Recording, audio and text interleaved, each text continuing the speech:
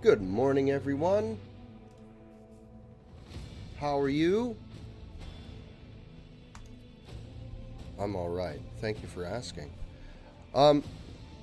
We are going to continue our run of Trograder, and I believe that's going to be our long run game, and then we're going to do happy other games in between, games that tickle our particular fancy. You know what I didn't do yesterday, and I meant to do it? I meant to take off this shaky what's that's in the bottom of my desk, and I forgot to do that because I got busy yesterday doing dad stuff. Will be remedied shortly thereafter. Excuse me. We are playing the character Justin von Valancius, pyromaniac. He's not a pyromaniac, but he is a psyker of some repute, and he has been elected to the point of rogue trader. Oh, not the word I'm looking for. He's not a rogue trader yet, but he's the rogue trader holding that position, if that makes sense to you. Anyway, now we're going to speak to Sister Argenta, as we were getting to know our crew and our party members. Oh, one thing I intended on doing, and perhaps I should have put this in, is I intend to read out many of the conversations that are not voice acted aloud, in case you have me on your second monitor, you're walking around your house, you're not paying attention to what's going on, but you still wish to be kept abreast of the events of Rogue Trader. So if you like that, tell me. If you don't like it, tell me. It's fine. Sister Argenta looks tired. There are dark circles under her eyes. Her hair is somewhat disheveled, and she moves like a little on edge. You have a personal request for me. I indeed have a request, Rogue Trader. Why would you cut the voice acting there? Alright, fine. The accursed servants of chaos who assailed this ship took the lives of your loyal crew members, and they orphaned many children, including the progeny of the brave officers who defended their posts until the bitter end. I don't know what customary practices there are for cases like this in the Von Valancius territory, but in the world I am familiar with, the children of such brave souls could expect to receive some special consideration. Perhaps the rogue trader could meet with the orphans.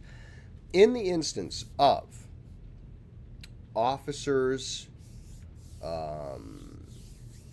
military members of note who have been killed, their children in the Warhammer 40,000 universe, I should say, are often shipped off to the Schola Progenium, and it's basically Warhammer High School, where there's members of note of that school are sent to the commissat, where you get Imperial Guard commissars, Sisters of Battle, naval officers, generals. Let's see. Hold on.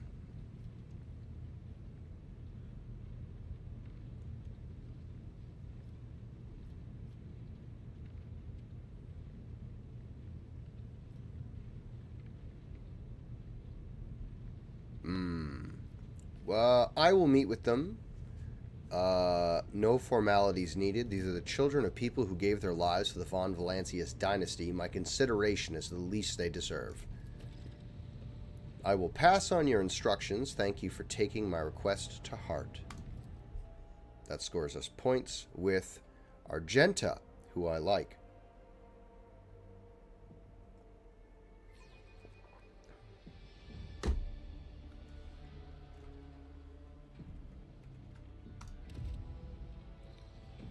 Ah, children. The deck scum. The motley group of adolescents do not take their eyes off you, gazing at you as if you were the creature straight from a fairy tale, because we quite literally are. Our indefatigable sister has been keeping an eye on these pups. Abelard glances at the gathering children. It is hardly the Schola Progenium in here, but we have provided the orphans on our ship with adequate care and instruction. Argenta is standing to the side of the group. At your approach, she perks up and announces, her voice ringing, "Brave ones, the master of the ship has appeared before you. the one who guides us through the darkness of the universe by the Emperor's will. Greet your Lord Captain, the rogue trader of House von Valancius.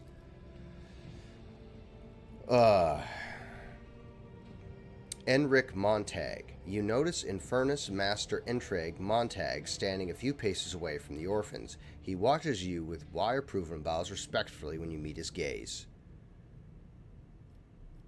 Hold on.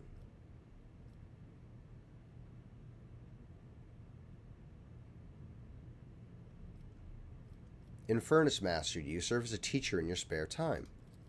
Not at all, your lordship. I'm just looking out for them. It's the Infernus way to help folks in trouble. It's our job after all. So we chip in rations here and there and make sure nobody gives them a hard time. We take the older ones into the clan's care if they want. Many in the guild are not our family by blood, but by circumstance. Okay.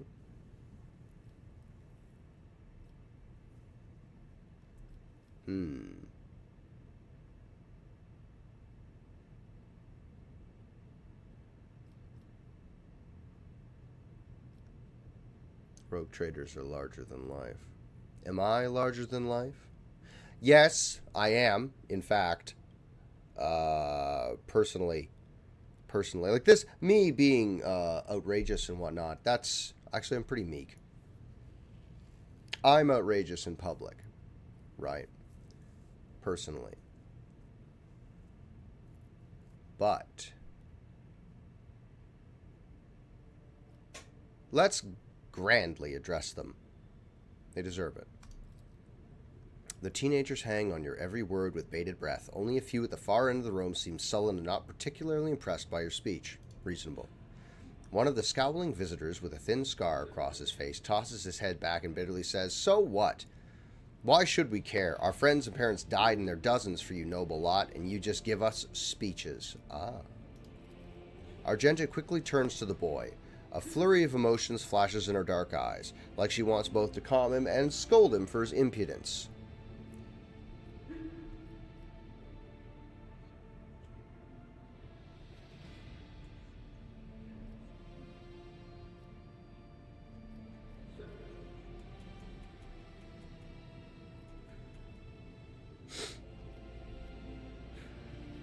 I will address the group. If you have things to say them without fear. I will listen, because they're children, and I'm not scared of children. The boy smiles grimly. Doesn't matter what we say, it won't bring our parents back, and it won't change our fates either. We will keep slaving away on the ship until we drop and die like our folks, or worse. The kid's not wrong. Grief and dismay, your parents died. It's not even go through, but they gave their lives for the truth, for the good of the whole ship and the Imperium.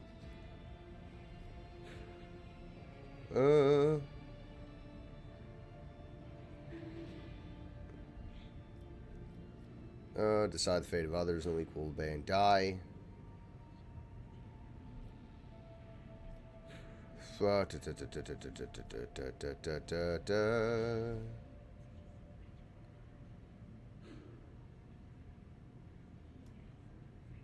Yeah, we're gonna go with, yes. Yeah, when the heretics killed your parents is one. When the heretics killed your parents, attacked the ship, I was there. I took command, I fought, I repelled the assault as quickly as I could, but no war can be won without losses. You can only strive to do what is within your power. Reasonable. You heard the rogue trader. His words carry the wisdom of the Imperium. It's hard to say whether or not your words have left an impression on the boy, but he nods slowly. Then he catches himself and gives you an awkward bow. Abelard gives a sign, and servants immediately emerge carrying packages of treats with von Valancius emblazoned on the wrappers. It appears that the Seneschal came prepared for any contingency. What a good man. What a good man!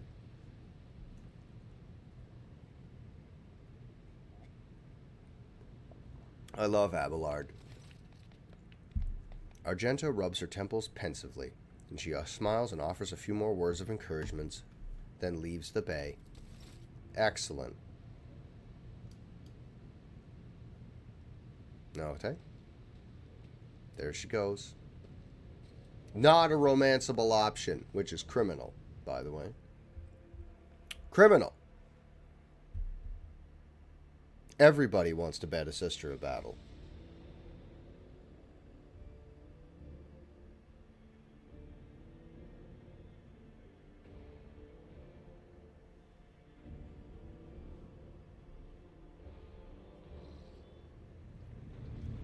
Alright, here we are at the command throne. Map. High Factorium. Janice Danrock. Master Helmsman. We spoke to her already. That's the world map. We spoke to everybody I need to speak to. What's the center button again? How do you center on your crew? How do you center on the main character again?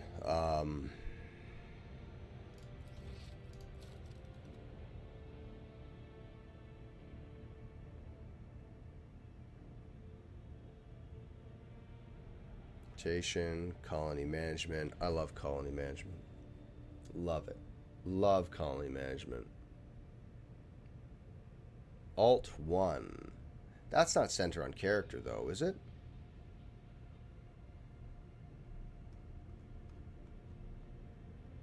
General. Follow the character with camera. F. Here we go. Alright, let's speak to this fucking twat. High Factorum Janus Danrock. A corpulent man in lavish clothes bows before you, not without difficulty. A servo skull whirs over his shoulder while his fingers of his augmented hand drum against the sheaf of papers he is holding. He regards you with attentive interest through the lens of his magnifying implant. Greetings, your lordship. Janus Danrock at your service.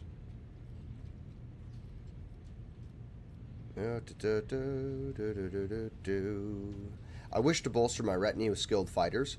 This is, you can build your own, I believe you can build your own characters and just throw them in there and then make your own classes if you don't like the guys that are currently presented to you. Are in need of training. I believe that's a retraining menu. Like a retraining option, excuse me. Remind me, what is it you do on my ship? As the High Factorum, my duties encompass anything that might enrich you or your protectorate. I see to it that suppliers deliver all shipments on time and that our partners do not weasel out of their promises, and that all service remember that through the Emperor's grace can only be earned through toil for the good of the von Valancius dynasty. I also make arrangements to ensure that our hold receives less than thorough inspections by port customs officers, and I find buyers for whatever you wish to sell. Ah. How did you come to serve the von Valancius dynasty? I come from Dargonus, your lordship. I've been a subject of your dynasty since birth and have always strived to be of use to the great rogue trader. Alas, it was not my fate to be the primary heir of my own family due to my being 15th in line for the title. So I decided not to stand in the way of those behind me in case they attempted to shorten the waiting list at my expense. Very common. Janus lets out an almost kindly chuckle. While my brothers and sisters schemed against one another, I studied the exact sciences and mastered bookkeeping, the greatest art of the adeptus administratum.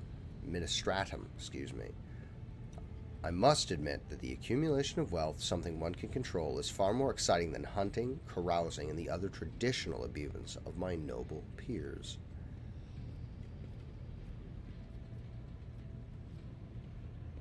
I want to know more about the people who buy our plunder. Of course, Lord Captain, who interests you exactly? We most often deal with the followers of St. Durus, the Explorators, the Casbala Commission, or the Emperor forgive us, the Fellowship of the Void. What do the followers of St. Durus acquire for us?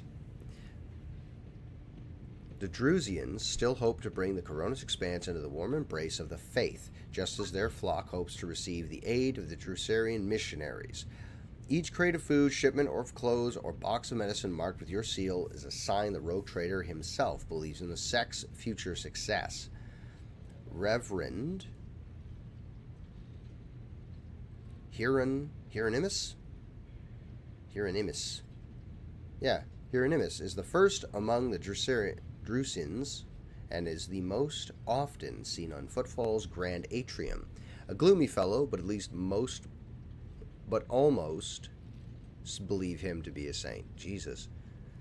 By the way, I have dyslexia. This helps me strangle that. It helps me force my brain to work. Tell me more about the Explorators.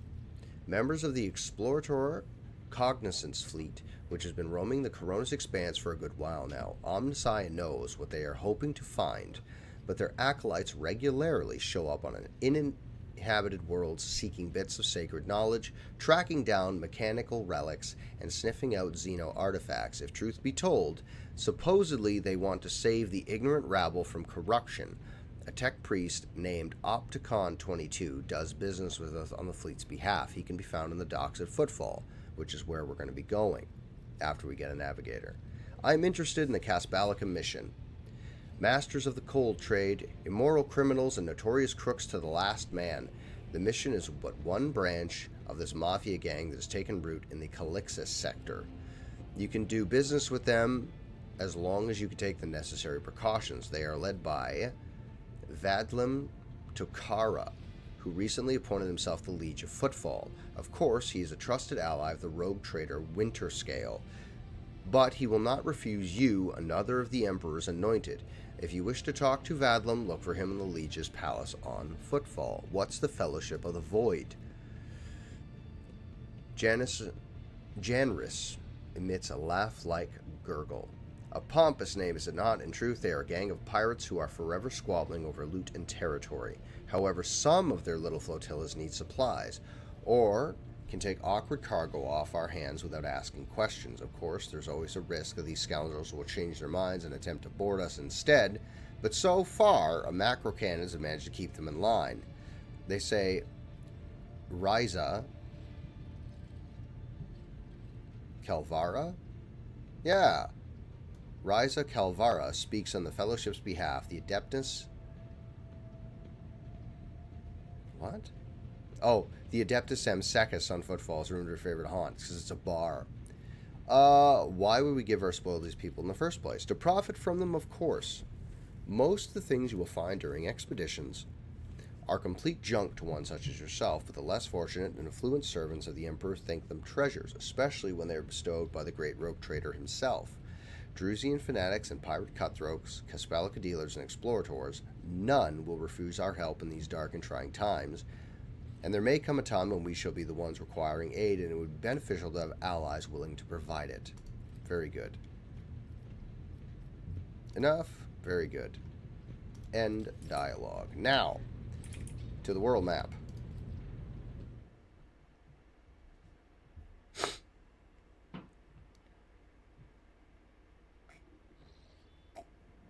The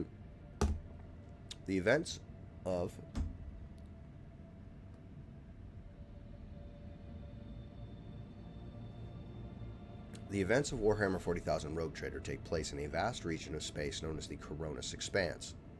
Excuse me. This sector is composed of numerous star systems, many of which will get your chance to visit. You will find yourself scouring the void in search of routes leading the way to uncharted systems, discovering more routes as you explore the expanse. What you see before you is a map of one such system. Each star system contains objects you can interact with, such as objects that are marked a point of interest. Move your ship to a point of interest, then click left mouse button on it to initiate the event, or open the planet view. Thanks very much. Now,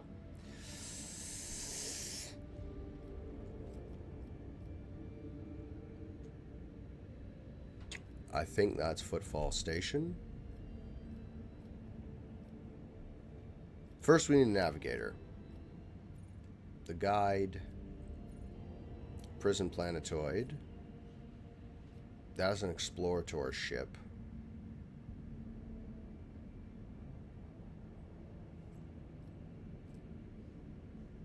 Well, let's explore this place, because there's nothing here.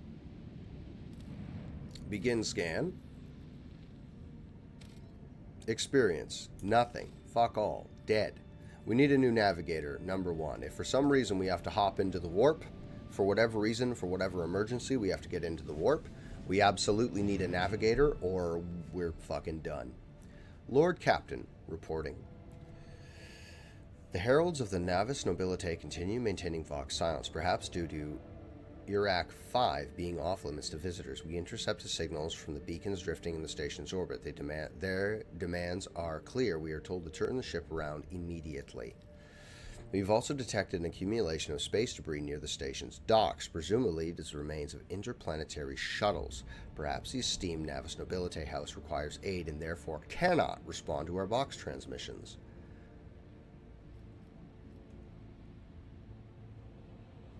Contact the station again. Actually, no. Order the Augur crew to scan the station. Yes, Lord Captain. The Vox remains silent for a while, but then your static and Vigdis' measured voice. The officers from the Augur station performed a full scan of the station. The information is imprecise. They note wave distortions of unclear genesis that are throwing off most readings. We are able to ascertain that the reactor core of the station is still active, but many compartments are unpowered and some fully depressurized.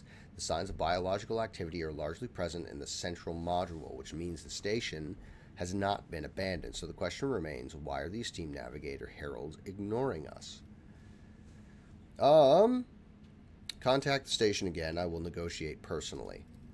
The Vox relays the cadent sound of grinding gears and clicking tumblers. I'm sorry, Lord Captain, the station does not reply even after an official greeting by a rogue trader and the declaration of intent to negotiate in person. Order the crew to commence docking with the station. Affirmative, Lord Captain. We do not know what is happening at the station, so you have to look for these steamed navigators blind.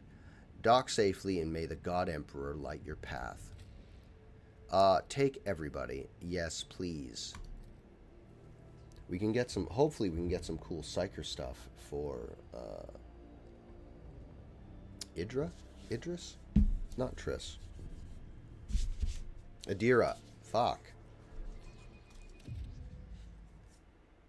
Where's my water? I'm feeling...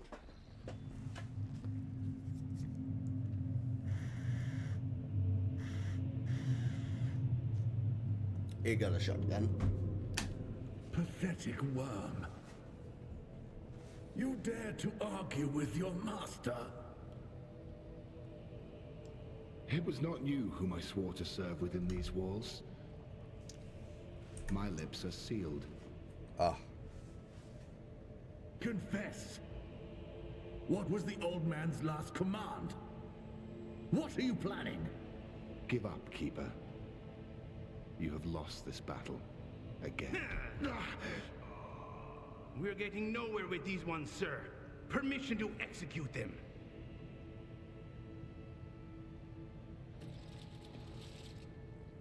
Wretches, you will be consigned to oblivion if your transgressions against House Orselio. Immortal Emperor, deliver your servants from peril. Prayers will not help you, servant of the damned. Oh, okay. Alright. In the name of House Orselio, I command you to execute the infidels. Of course it's a religious fucking thing. Why wouldn't it be? Why wouldn't it be in the Imperium?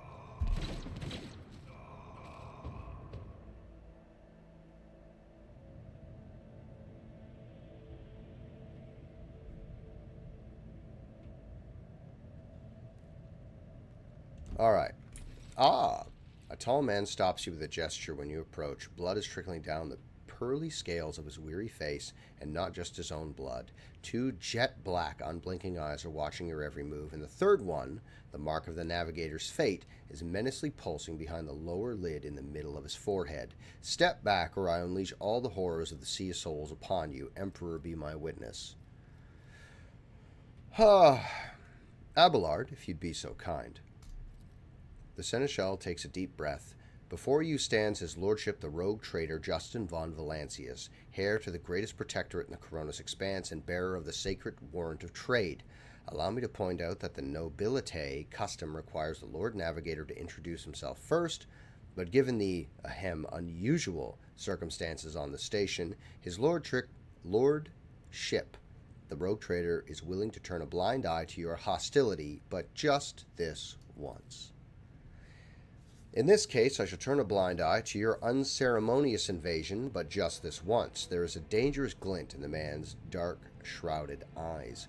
Very well, allow me to introduce myself. Before you stands Felix Christoph August, keeper of this place. So did you not arrive to offer support to the traitors? This is great news. Having said that, you must understand that Urac 5 is a holy sanctum of House Orcelio, and the path to it is only revered for a select few. It pains me to say you are not on the guest list.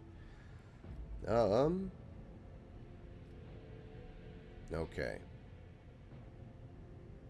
Provide me with a navigator and I will immediately depart the station. I do not think that is possible. Urac 5 is an observation station. We do not sign contracts nor do provide navigators. We delve into the depths of infinity and chart the movements of warp storms, and besides, Fleck gestures at the disorder around him, you have chosen an inopportune time for negotiations. I came here in search of a I don't want to take this fucking asshole. What is happening on the station? Where did all the corpses come from? Betrayal, a most banal thing in the life of the nobility, don't you think? I was stabbed in the back by my closest friend, Theobald Orcello, the second keeper of Urac 5, and my mentor. On his instructions, my own people sabotaged the generators, blew up the shuttles, and brutally massacred the loyal servants of my mistress. Most unforgivably, they dared to take her prisoner. Greedy scum, I swear by Throne's light that their souls will perish in the darkness of the void. Fleck falls silent for a few minutes and then furiously slams the end of his staff into the floor.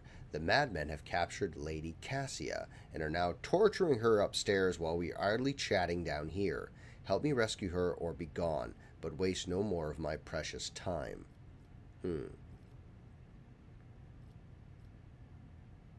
What kind of help are you talking about?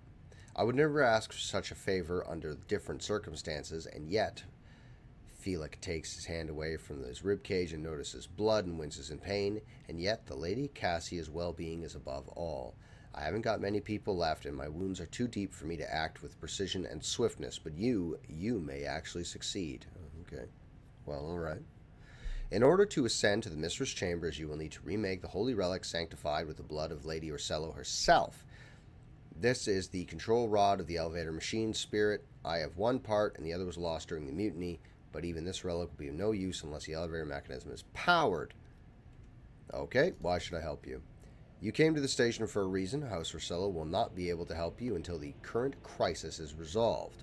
But if you aid us now, I promise we will reach an agreement that you will find satisfying, be it riches, influence, or the power of navigators. Okay, how do I remake the control rod? I have a phylactery containing the mistress's blood.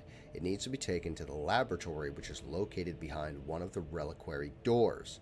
The most ancient of sacred mechanisms will help to rebuild the rod. The tech priests ceaselessly perform the rites of appeasement so that the machine spirit would serve the house in its time of need. The fateful hour is now upon us. How am I supposed to power the probably press a button. The station's main cogitator is situated in the guard room. Just enter the correct command sequence and the sacred mechanism will do the rest.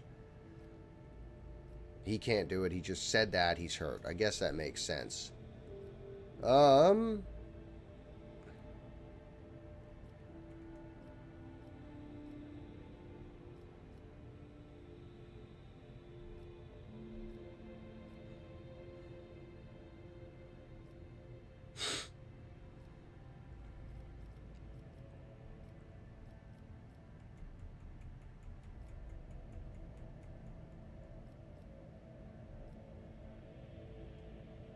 I will rescue your mistress, but in return I require that House Orcello sign a contract with my protectorate. Felix's reply sounds curt and tired. So be it. Hurry, the mistress's safety is all that matters, but should you fail, our arrangement is finished. Good. Now, how much loot do you have? Can I have it? Examine the body. The white, bright, pure color. And it's all riddled with horrible veins that carry the poison of fear and pain throughout its body. Who are you? Why are you crying?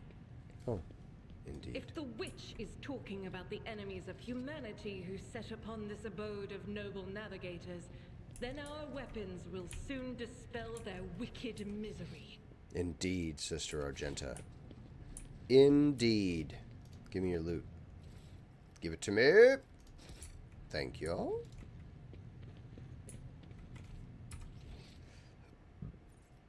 That's where the elevator is, and we're going to have to go through here, I believe. Yeah.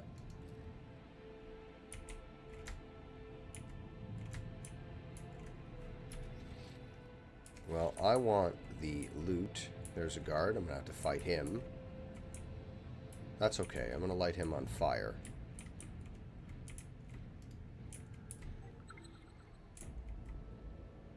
Break through the guard rooms.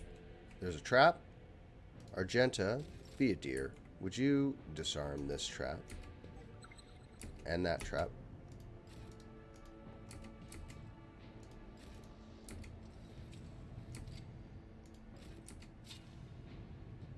Very good. Argento, would you please disarm this trap?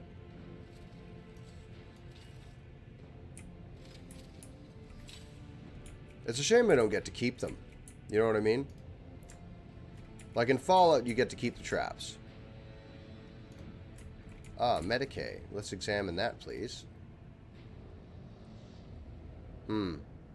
Seppuku. Unfortunate. Give me that. Thank you. Give me this book. Thank you. Give me this. Ah, it appears they wish to fight. Stand firm, we must not let miscreants defile house or cello.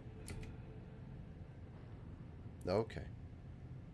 Fire at will for house or cellio. No, that's fine. Well, I mean, I'm 1,000 fucking miles away. Okay. Speeding up animations. I don't need to do that. Alright, so my main combat guy is 1,000 miles away. This is going to be easy peasy because their HP is very low, except him. That guy and that guy are the two most important to kill. So I'm going to get my Psyker on that. Argenta, would you move to... There's full cover, which is what I'm going to want. Argenta, move to here, please, and also change your weapons about. Right here, right here. Abelard.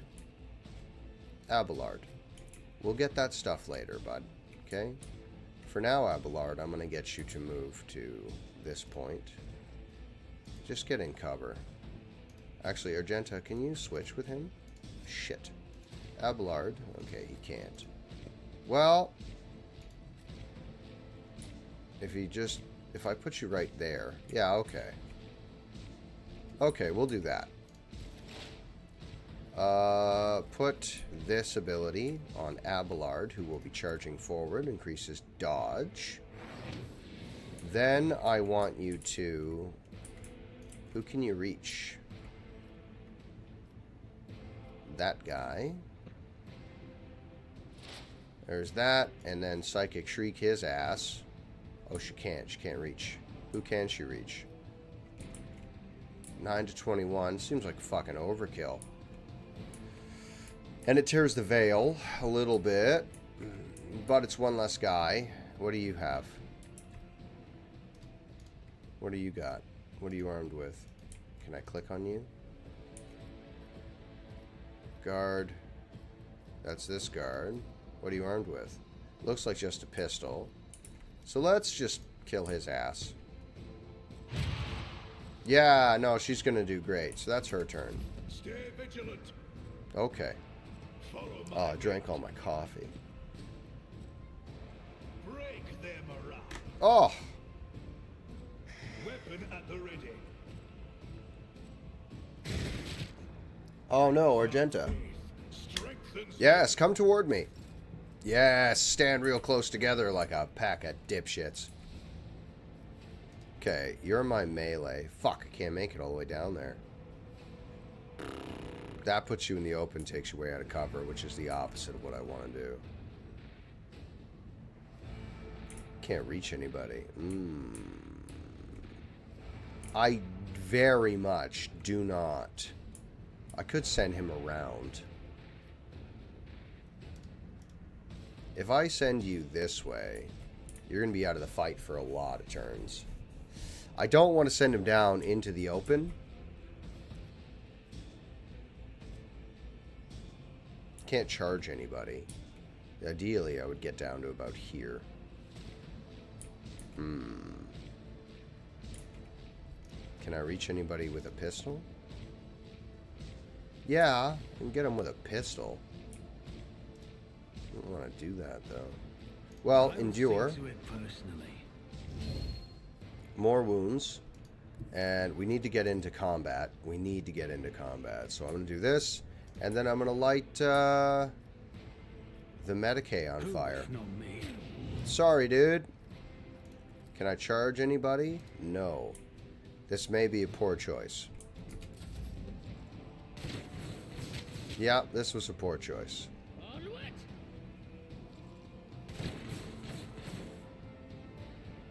Argenta's going to come down and bolter fire these guys. That's okay. No, he can take. You killed your friend. This is great. This actually turned out to be not bad. Not a bad choice. We're going to switch to the bolter because that's what she's good with, and we're going to pop this guy first. 52%, eh? 20, 40, 40. Let's kill this guy. Well done, Argenta.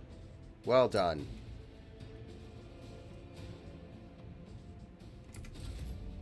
Abelard, my man. He's going to come down here. And then we're going to use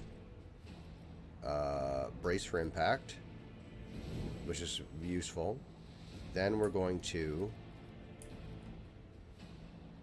24% chance. Can't reach because you're using a stubbly whatsits. Well, while we're fucking here, can't move any further, eh? We may as well. Alright. Yes, get close to me. Excellent. Move closer to me. Put a dodge on Justin. Then I want you to Psychic Shriek.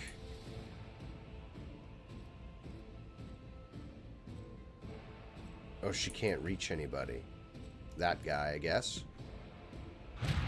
Oh, fuck. Then, do that. Nope. Then, do that. Nope. Stay vigilant. If I had... I don't. I'm talking about things I don't have. That's not useful. Follow my lead. That burn is fucking really good. So let's move to here. I might be able to charge you. I may be able to charge you. 1, 2, 3. If I go to here, I might be able to charge him. And this son of a bitch. So if I'd gone to here, I might have been able to do it. Let's change weapons, because he's a wizard with the shotgun.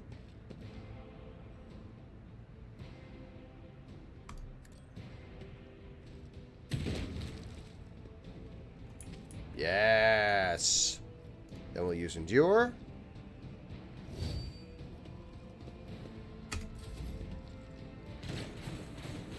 Yeah. Break them all.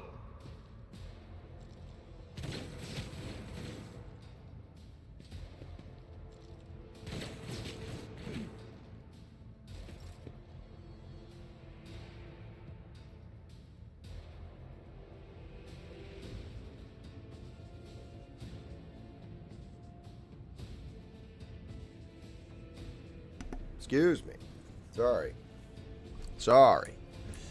Okay, Argenta. Let's move Argenta.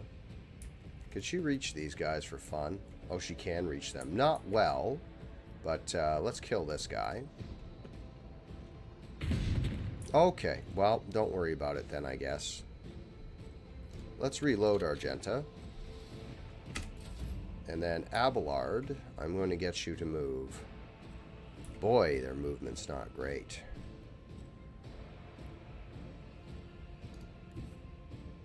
And get Abelard to move down here. And then endure. I positioned my characters poorly at the onset of combat. May as well. Okay, well, it's perfectly reasonable. What can you reach? Who can you reach? Can you get him? No. Everybody's out of range, so I have to move you. Alright. Cover me.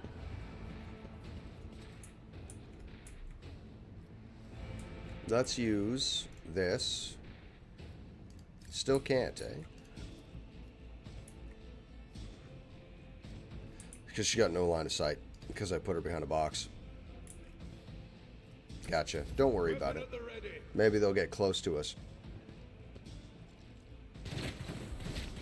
Okay, yeah. 0 damage, I'll take it. Does he have cyborg arms? Looks like he does. He's got 1 cyborg arm. Very good. So, because there's that, I'm going to light you on fire. I should have moved!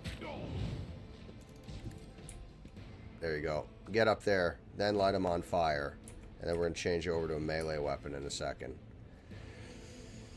Oh, it'd be 3M movement points to the end of the turn. They do not lose MP after performing an attack.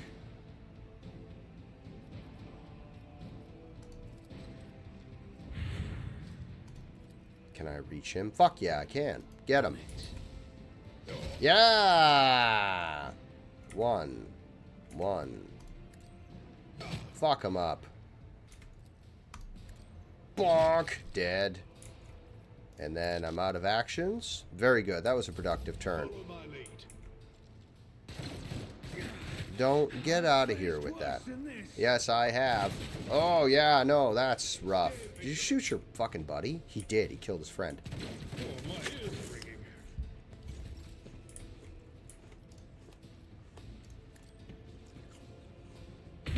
Strike is a prayer. Excellent.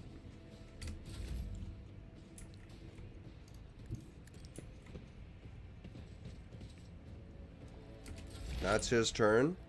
She's gonna move to... Can you fucking strike that guy? No, you can't. There is movement in the Empyrean. Ooh. Let's put this back. Oh, you already have it. Well... Charge. And then strike. Yeah! Fuck you. Dead. Follow my lead.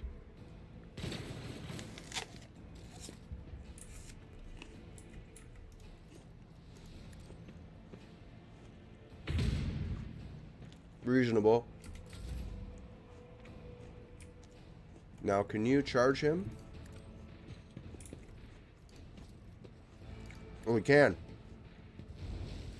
Bonk! Done. Fight finished.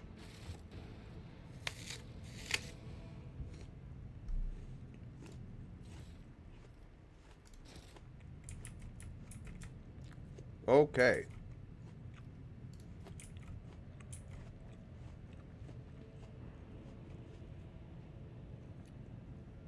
Famous by this famous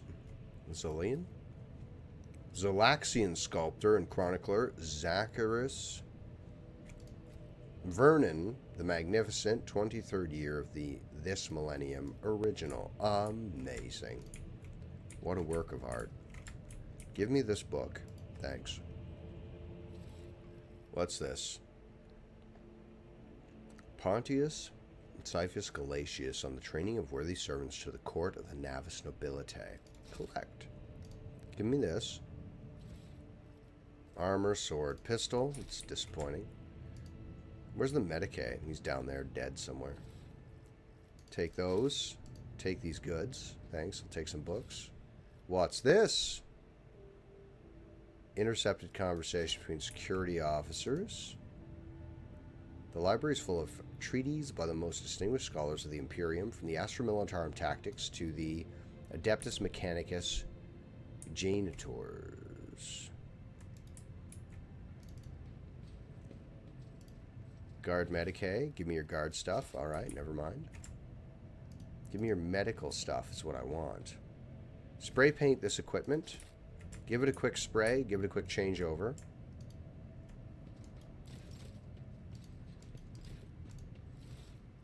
What's this? Mutated flesh sample. Keep that.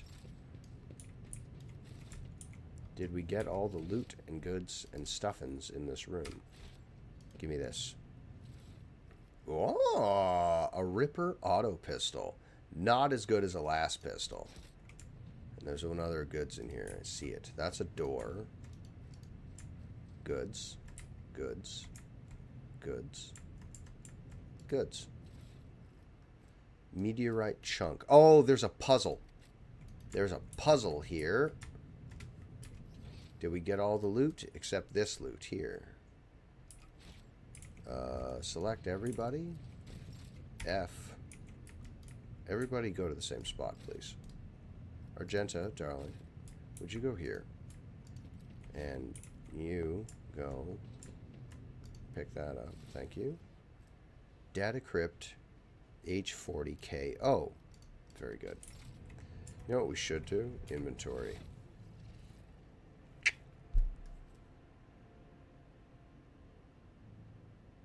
Down in damage, solid projectile last. Last weapons are better than solid projectiles, even though I have a preference. Why is your bolter camouflaged?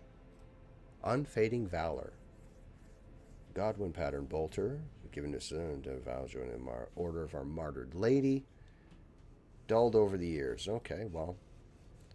Med kit. What's this symbol right here? 1. Oh, because it's been used. I see. Put that on you. That's 2. This could have gone in the box. I don't need to carry this on me.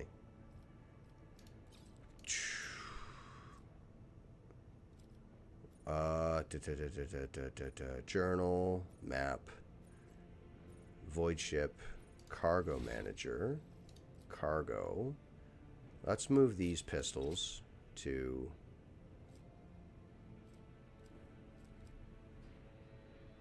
Throw that in, throw that in, throw this in, so not using them. Hold on, go back to the top here real fast. Scrappy auto pistols, 4 to 6, 3 to 5. This can go in. This armor I'm not fucking using. That can go in there. Phylactery of blood, that's quest item. That's stuff we need. What's this? Machine right sets, that's for opening doors. Well-maintained axe. Oh! Hello, Van Sonny. Rogue Trader is going well. It's going calmly, is what we'll call it. It's going calmly, which is what we want. We don't want hectic what's this. You're rocking. Let's put this. Actually, hold on. What's this damage on this? 8 to 10. He's going to get power weapons later. Let's put this well-maintained axe. I should put the well-maintained axe on Abelard.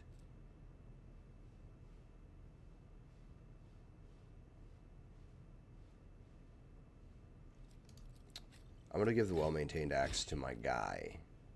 Because I personally have a preference for axes. As does my chapter master for my personal Space Marine chapter that I built. He's a Dante proxy. These can go in my cargo manager. These things can go in here. Fuck off. These are junk. They can go in there. These are junk. These are junk. These can go like this. God damn it. 2 seconds.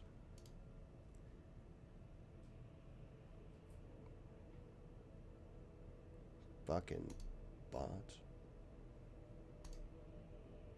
There you go. That's sorted. No. Go to here. Go like this. There you go. No sorting. Fuck it. It'll sort itself. Probably. Open this door. Now we got all the loot, correct? Ah. Everybody just stop what you're doing. Would you be a deer? Would you do that? You know what? I can get behind that because they're so saturating of everything that they're not cool anymore. If that makes sense. What was your personal faction?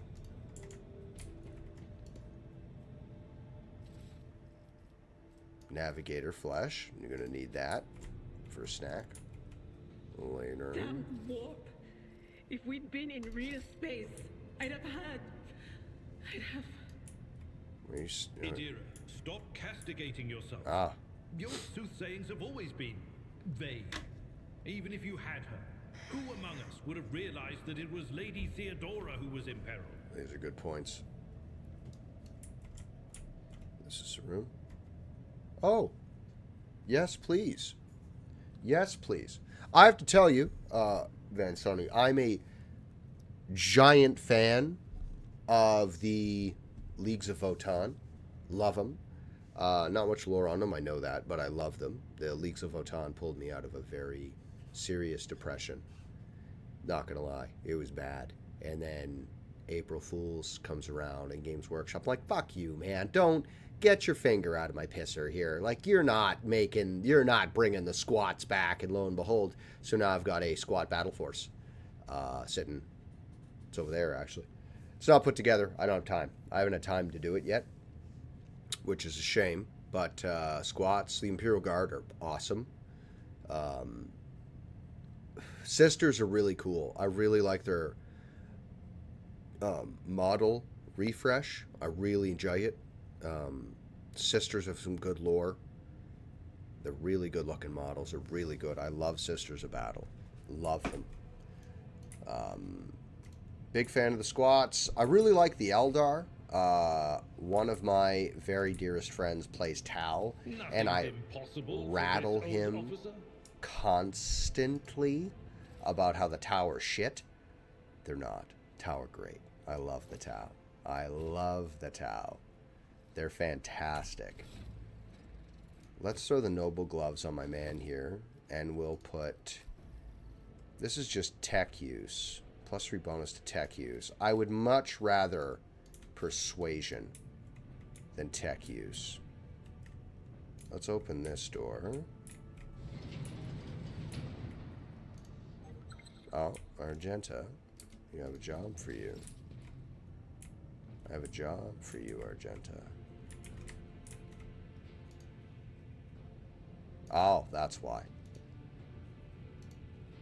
Just casually, really casually, without stepping on anything, would you go inside and disarm that bomb? Please and thank you. We should get to keep them. Ah. Argenta, demolitions. I'm not blowing anything up. Let's just open this door, and we'll just use tech use for the experience. I'm not using a multi-key. No way. If I got a 90% chance. Okay, guards. Someone's wounded. Map. Oh, look at all this loot. Ah! My guardian angel. Bringing me fresh coffee. Thank you very much. That's good coffee. That is good coffee. Fuck. It's really good.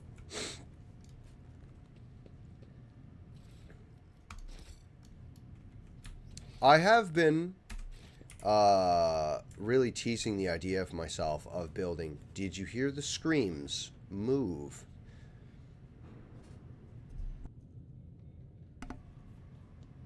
Gene Stealer cults are super cool looking. I really like them. The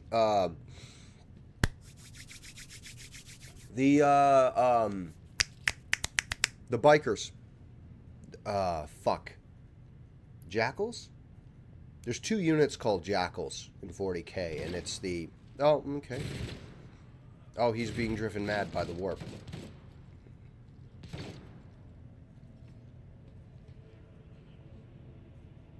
Traitors. Traitors, all of you. They told me. They whispered, hey, who are you? Bolt pistol. Bolt pistol him immediately. Bolt pistol this guy.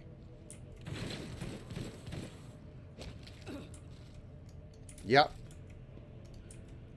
Okay, so we got the goods. We got what we're looking for. Give me all your loot, please. Please and thanks. Those can go right to cargo, because this is junk. Collect a cargo.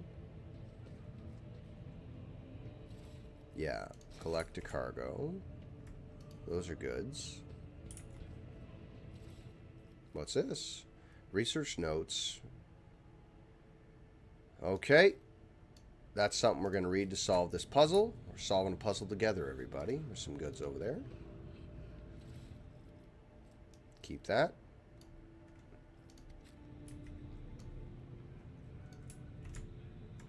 Map. We have everything we need. Bring everybody together. Open this door.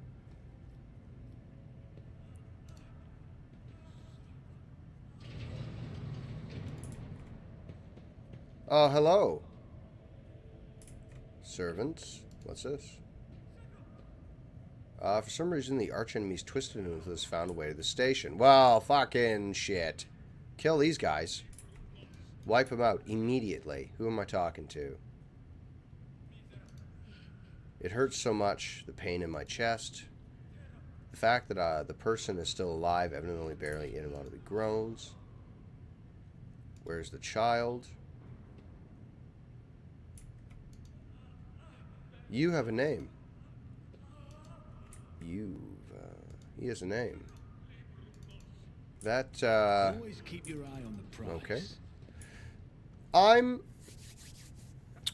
sorry, I distracted myself of what I was saying. There's two units called Jackals. One are the Cornate Cultists, which I love. I want to make a strike force of Khorne Berserkers, painted all white. I love that. The Jackals are fucking dirty, though. Like, in my head, there's Jackals ahead of them, and the World Eaters will be rolling in behind. The World Eaters are white. All white. A little bit of dark, a little bit of brown, a little bit of brass, no red. None. If you want red, you can fucking earn it. And then furs and pelts and things like that. I think that's going to be very striking, very cool. The Jackals are just going to be like brown and grimy and dirty, you know, because they're aspirants to the World Eaters, you know. Tech use, yes please. Yes, give me all that. Give me all that.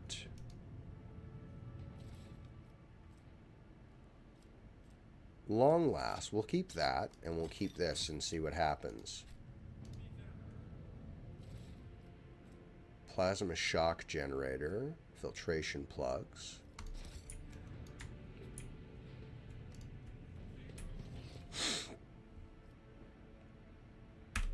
All right.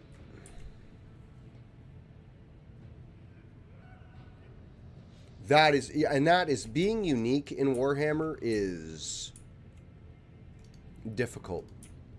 Difficult for your guys to stand out uniquely from everybody else.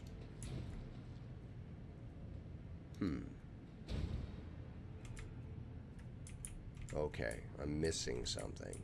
Is there a room? Is there a door that I'm missing? This has been cleared out. I have the stuff I need, correct? Blood. This was given to me to open the elevator door.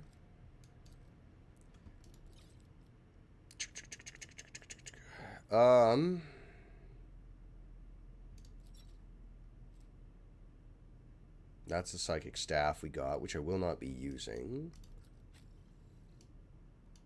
Psychic staff sounds cool. Genes to the cult are fucking cool. As a rule, Tyranids are not my... They're not my favorite faction in 40k. They're not. Necrons are very cool. I really like Necrons. I'd really like to see some kind of... Maybe I'll make a battle force of it when I have the time, but...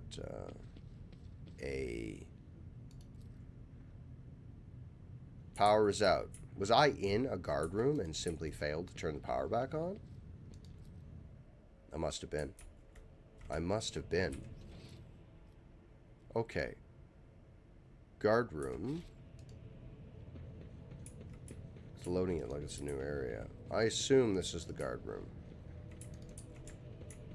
I must have missed a door. No.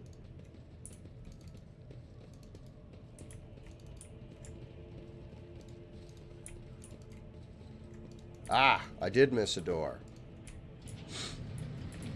Here we go. Awaken the Cogitator's spirit. The Cogitator's vid screen is covered in cracks and stained with dried blood. Buttons, switches, and levers were ripped out of the control panel with exceptional cruelty and scattered around the sacred mechanism that now sparks and hisses in agony, still refusing to perish. Awaken.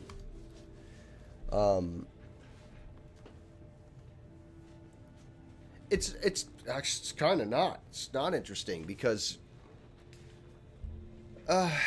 why? Why do I find it not interesting? It's just that the NIDs, I don't know. They're blasé. They have a singular purpose, race, species wide. They don't have all the little flavors that make humans interesting. Does that make sense? They don't have rivalries or anything like that. They are. They're a force of nature more than they are, like they're a threat, but they're a force of nature more than they are a character. If that makes sense. I have to eat my apple before it goes brown. I eat a lot on this stream, by the way. I eat a lot. I eat a lot of food. I have very high metabolism. You turn a few of the remaining dials and pull an activation lever. The cracked vid screen of the sacred engine flickers. The cogitator inside emits a creaking and groans, and the lumens oscillate at random. It takes a while, but eventually the machine's spirits do grant you access to the cogitator's systems. Request data on the navigator's station. After a brief pause, the data appears on the vid screen. Felix Orsello, location main hall, status alive. Thorvald Orsello, location upper chambers, alive. Calamira Orsello, upper chambers, status deceased. Alexis Orsello, location lowers, deceased. Deceased, okay. The child location, upper chambers, biometric parameters, rapid heartbeat, elevated body temperature, stress level exceeds a permissible limit, status unknown error. Yes, it is, especially if the Imperium is interesting for that it spends more time fighting itself than almost any other faction apart from the Orcs. The Orcs are my favorite because they are fun. They're just fun. They're not tragic. They're not tragic like the Necrons are. They're not, or the Eldar. They're not mysterious in any manner. They're just some boys having a good time. I love them. I love them a lot. Orcs genuinely make me happy to talk about. In my soul, I feel it. Like at work, I had orcs. I had orcs as my wallpaper at work on my office computer. My boss didn't get it. I did. Good old boys having fun. If they're having fun, I'm having fun. Calming procedures advised. Attention, upper chambers inaccessible. Control rod is not present. If the rod has been misplaced, immediately contact the station keeper or a Navis Laboratorium custodian. Call Rhinosaurus Minor for help. Can't do that. Switch on the main control chambers. Open all the doors on the level. Continue. Oh, fuck. First button. Open. Open. Open. Is depressurized. Don't open that. Passage has been opened. Already open. Ah.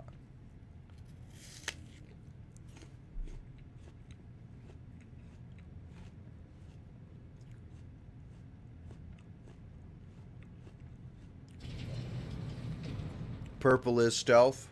Blue is lucky. Yellow is rich. Mechanisms emit core. Quiet hum. Oh, God. The archive data stored in the Cogitator's local data crypt is particularly corrupted, but you still manage to access the residual logs for examination. Vox report. The Vox recording hisses for some time before you hear a voice. This is Officer A-282. Do you copy? Several generators overheated in the lower level chambers. A to D are unpowered. The tech police crew sent to investigate. The problem is not responding. Requesting back. Speech is cut off, or the officer's speech is interrupted by shouting, and the recording abruptly ends.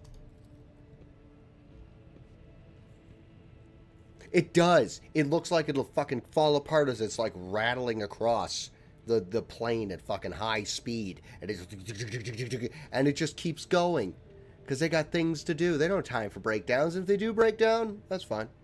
They'll fix it. Or one of the buddies will kill them.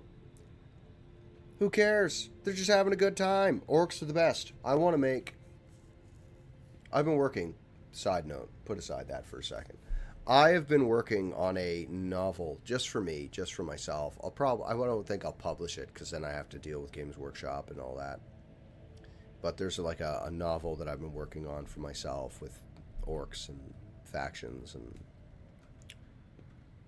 I'd really like to actualize these things in some manner of building miniatures and things like that, because I have a whole setup for building miniatures. I got like thousands of dollars of fucking miniatures that I haven't got around to building, but I really do want to have a go at making some fucking bad moons, because yellow's a difficult color to paint, and they're bright and they're loud, and I've been playing Blood Angels for years, and I don't really want to paint more red models, so I won't be using Speed Freaks.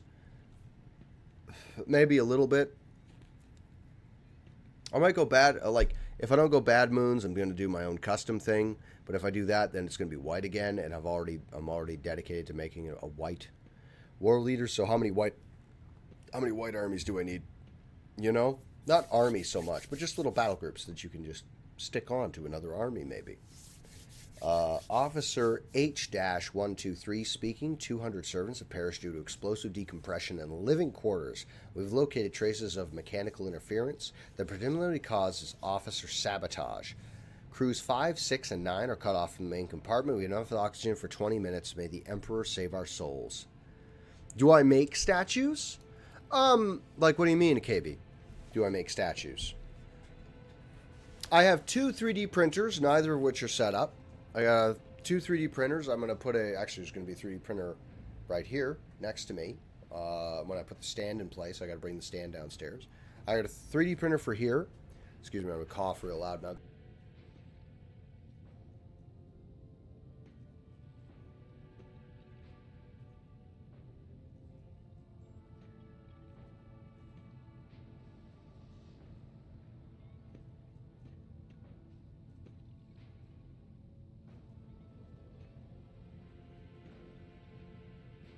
Oh, God.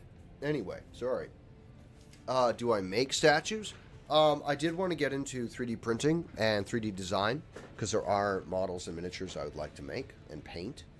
I can tell you, I do want to make custom bolters for my Space Marines. I do want to make custom bolters. There's a few custom weapons I'd like to make, but I have to get into 3D design.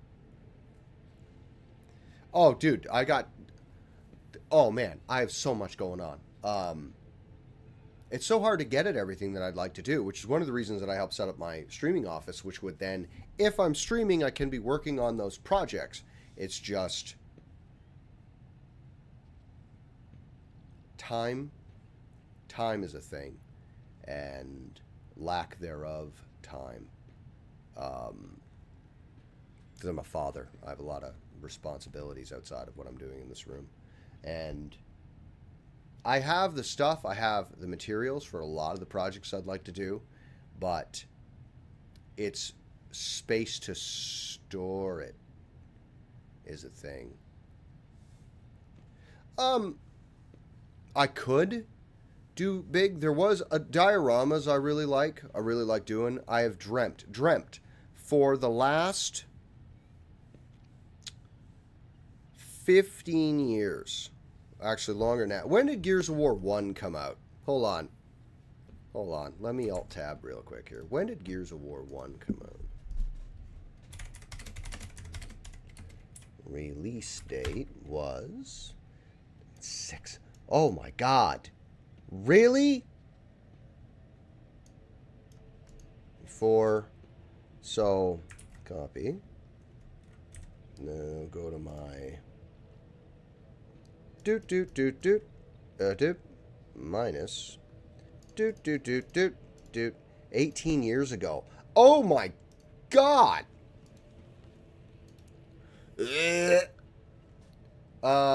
Christ, I'm old.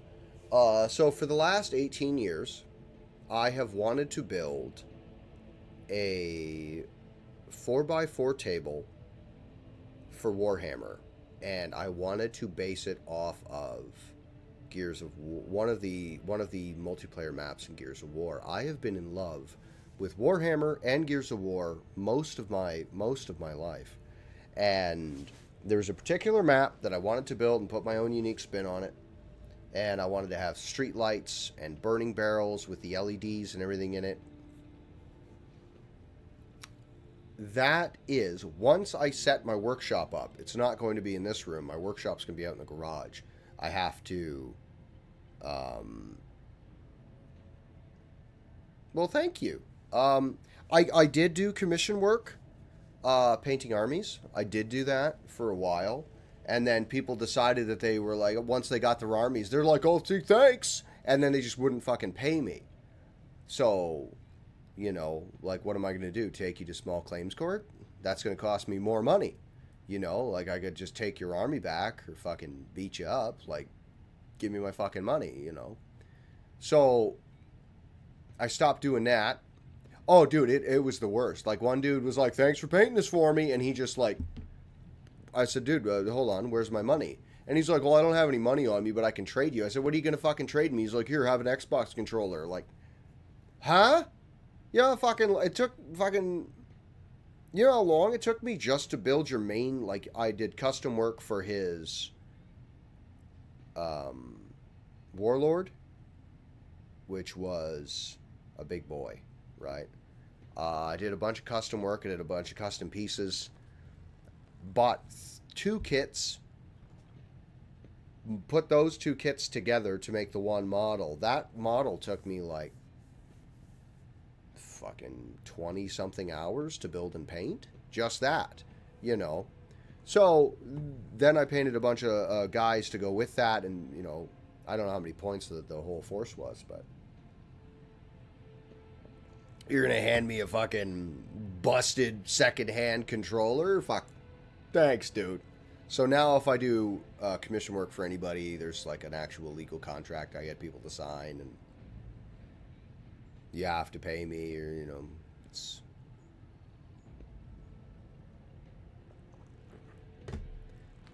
That is a good idea, Serenity.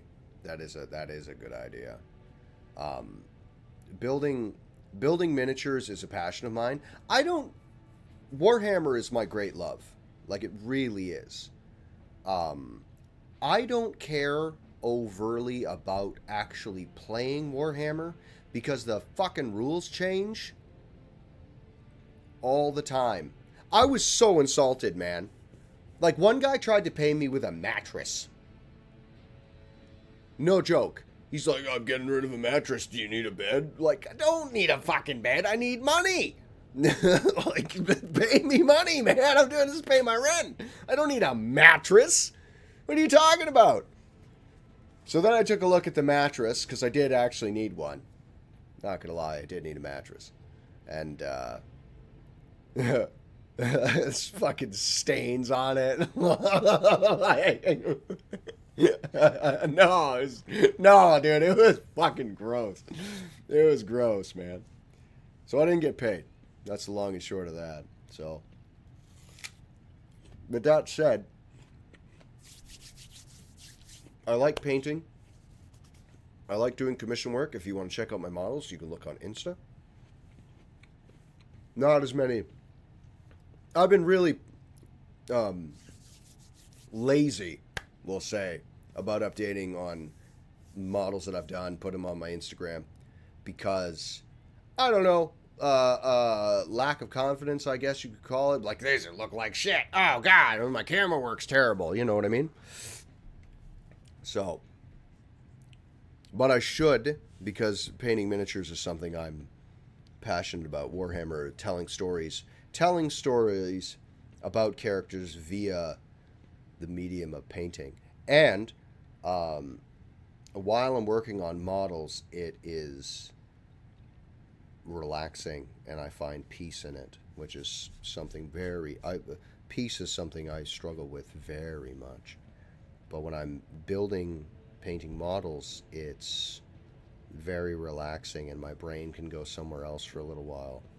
And while I'm working on the miniature, a story will come to my mind about the model that I'm working on. And this guy was here. These things have happened to them. This is why he's got this. This is why his pouches are the way they are, or the markings on his bolter, or things like that. So it's relaxing and exciting all at the same time. Oh, posture. Jesus, I'm sitting like an old man here. All right, sorry. Senior station officers, this is the captain speaking. We attempted to contact the Winterscale Scion for help, but something is jamming the signal. We never received a reply and cannot be sure if it was even sent in the first place. Our rescue team is not coming. We are on our own, so remain vigilant. Anyone could be a traitor. You hear me? Anyone. If you are in doubt, shoot to kill. The following Vox according to 2 values stored to make it even a single word. Do I need to read all of this to know what's going on? That's being lazy. Yes, we do. Examine the recent entries of the log incident. The servants are close to the child. They're butchering one another again. Okay, so the negotiations with the scales were a success. A new batch of servants will arrive in 10 moons. Escort them to the laboratory at once. It's imperative that we increase the new retainer's resistance to the child's powers. Do I want this character? Data expunged. The log zones completely corrupted. Managed to recover the latest entry. Identity confirmed. Regent Aranto or Cello. Date of visit classified. Reason for visit classified. Date of departure classified. So some guy was here.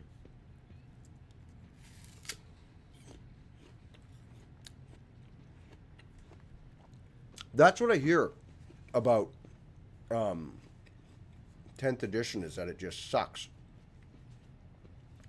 They keep pumping out, instead of simplifying Warhammer, they just make it more complicated. And they add just more shit to it. There was one, when I started playing, it was 3rd edition. I've been playing Warhammer for a long time. I started playing Warhammer during 3rd, and the rules were relatively simple, if sometimes a little unclear. You could get bogged down with this rule means this rule means the opposite. Which rule are we then using to do this under the circumstance? Sometimes that could happen, right? But for the most part, 3rd edition was fairly simple to do. Then 4th came along, and then 5th and 6th, I believe it was 6th and 7th editions, that were just slogs to get through. You're trying to play a game, and you're rules and rules, and the removal of universal rules, which I think is fucking insane, to remove universal rules. Like, everybody had something similar, but not quite, because you want to give the armies flavor. Like, armies have flavor with the stories that the army is telling. Rules don't particularly need to be individually flavored to work. Like, jump pack units should just behave like jump pack units. Everybody's got jump pack units. They just, like, the jump pack rules should be identical across the board. Jump pack, deep strike, scouting. I specifically recall I specifically recall that scouting could be particularly busted in one of the editions. It was the edition where Blood Angels had scouting Bale Predator tanks. And if you've ever faced off against Blood Angels, or if you know what a Bale Predator is, it is a fast-moving anti-infantry tank with twin-linked Gatling guns on the front and side spawns and heavy bolters. This son of a bitch could put down so much fire downrange within about 2 feet, right? Or it could rock heavy flamers. Heavy flamer on the turret, heavy flamer on the side. And this thing melts fucking infantry, literally and figuratively speaking. So, Bale Predators could be equipped with the scouting special rule, as in scouts would man them, which means you would put them in at the scouting phase. So there was table setup, scout turn 1, then army turn 1. Basically, you would end up, as a Blood Angel player, you could put scout Bale Predators in behind as the enemy. Like, you could have them turn 1 because they had overcharged engines as well, and that's extra movement on your foot of movement already. So I've deployed my Bale Predators in no man's land. That's what scouting does. Excuse me, I didn't say what scouting was. So imagine, if you will, just look at the whole thing here that I've got, my mouse. Say you're playing the long edges of the table. So you have your foot this side and your foot this side, right? This area is no man's land.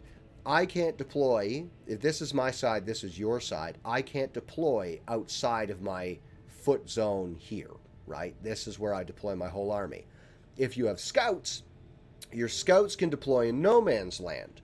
There was a certain distance, it was like 9 inches away from the nearest enemy model, outside of this zone, something like that. Anyway, you land your Bale Predators, you put them, say, here, over there, right there. There's your Bale Predators.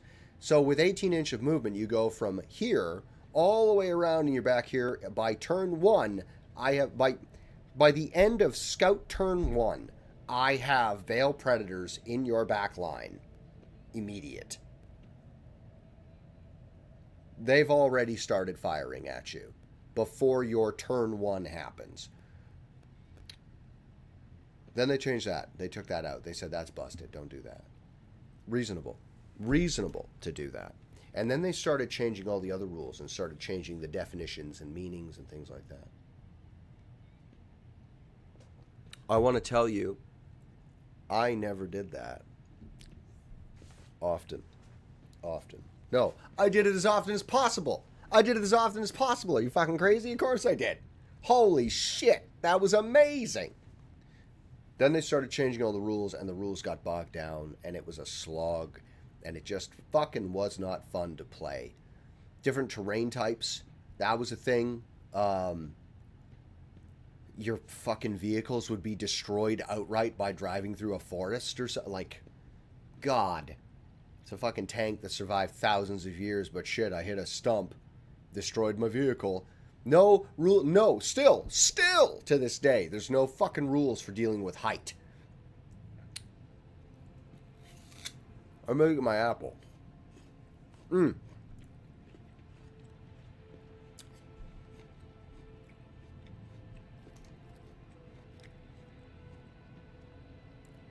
Docking system, warning. Return, step away from the cogitators. Wait.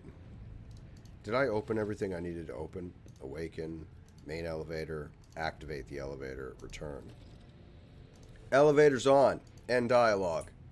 Everything on the station has gone bad. I've given you the cliff notes of what's fucking happened here. We'll return to Orsello over here. Fuck. Heresy has found Wells' steam house, a black day for the Navis Nobilite. Heresy the forces of chaos love fucking navigators. Love them. What'd I walk through?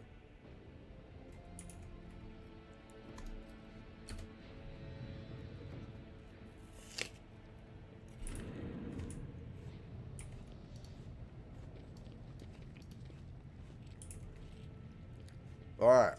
Hold on. Let me finish my apple. It's turning all brown, so I gotta eat it. I left the garbage can out there.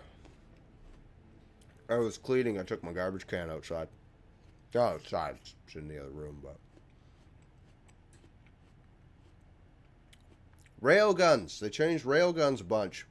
Changed invulnerable saves. Invulnerable means exactly that. Invulnerable. And then they're like, oh, no. Invulnerable is not invulnerable anymore. Shit like that. It was dumb. It was dumb. If I ever got around to making a tabletop miniatures game,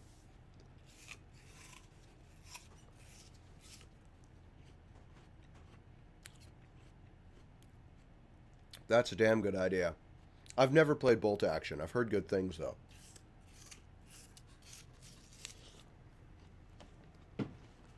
Oh, hello, my darling. You're amazing. Yeah. In the garbage that apple core goes. I could have eaten, like, the top half of that. Instead I wasted it. Terrible crime. There shouldn't be, on the subject of wasted, unused things, there should not be an instance where you buy a box set of miniatures of any variety and you open it up and you go, oh, these are fucking useless, and you don't use them. Like the actual parts, not the framing that they come in. Alright, Felic Orsello. Hurry, each minute costs the mistress, may cost the mistress her life. Turn on the elevator. Where's the control rod? Am I missing something? Loot. What the fuck am I missing? What am I missing? I'm missing something here. I also love history, World War II history. It's fantastic. I don't know as much about it. I don't know as much about it as I honestly would like to, because I genuinely have a love for history. Keep your wits about you. A door. There's some goods. Warp Seer's goggles. Well, I know those are going on. Inventory. You're going to be put on her so she can see the world better with her goggles. Amazing. Okay. I'm missing something. I'm missing something. I feel it's with this cogitator. Control rod. Is there anything else I'm missing? Rise to the top or get left in the dust. Oh. More's the fool I. I know where I need to be. I know where I need to be. I know where I need to be. The surprise box, this old fuck.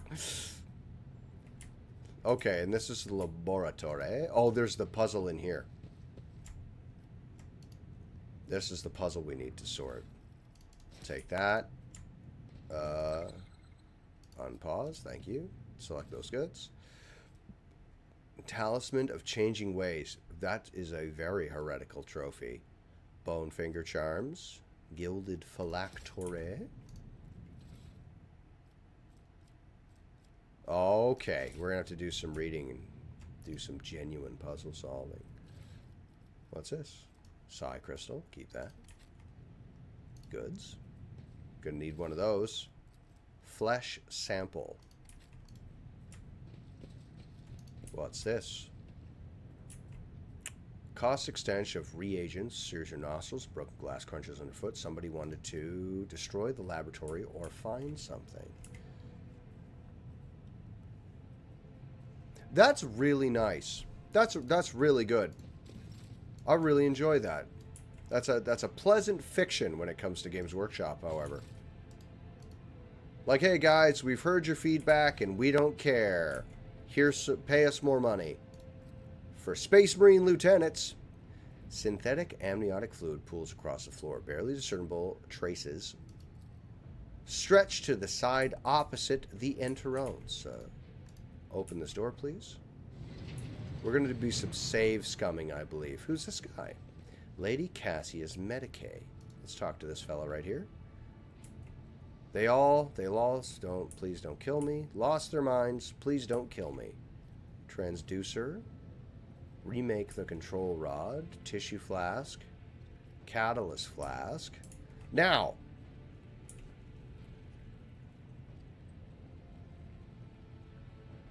I seem to recall that I had to as well. What is this? Hold on. Hold on. We have emails. Lots of emails. Okay. Never mind. Wow. Wow. Well, I guess. Now. How do I fucking do this again? So, open the inventory. Mutated flesh, which is not what we want to use. We want...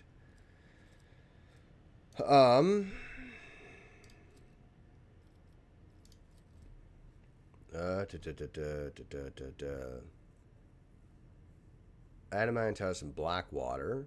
Still on my head. Nevertheless, we did make an important discovery. Seems to protect the frail flesh of the lowborn to a degree. Having said that, not even the macrotor can handle its temperature, so we probably need to do some more complex compound in the formula.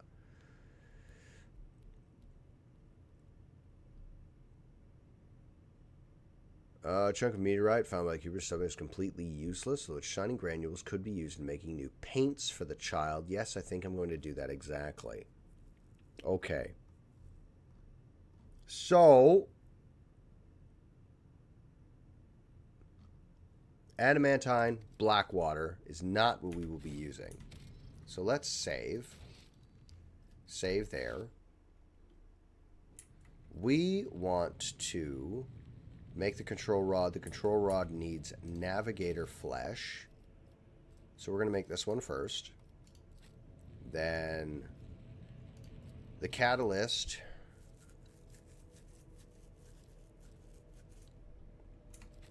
What should the catalyst be? Let me get my pen. No, hold on. Ah, goods.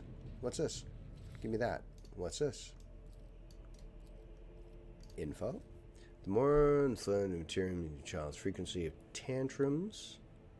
Corrupted flash, mutated, most reacts. Sorry, I'm not being very interesting, nor am I reading this properly. More and more servants are being influenced by the immaterium and has nothing to do with the child's more frequent tantrums. We've discovered that the corrupted flesh of the mutated reacts most unusually to the crystals we purchased from the Winter Scale Dynasty. I strongly recommend finely grinding the reagent to catalyze the reaction. Do not use acid under any circumstances. Trust me, you would not like having to tend to the burns the next dozen turns in a row. More basic, and one more thing. The tech priest blessed the data crypt H41 OK. Calgary number of chrono turns would mean no longer necessary to remain near the device. Of course, malfunctioned H40KO.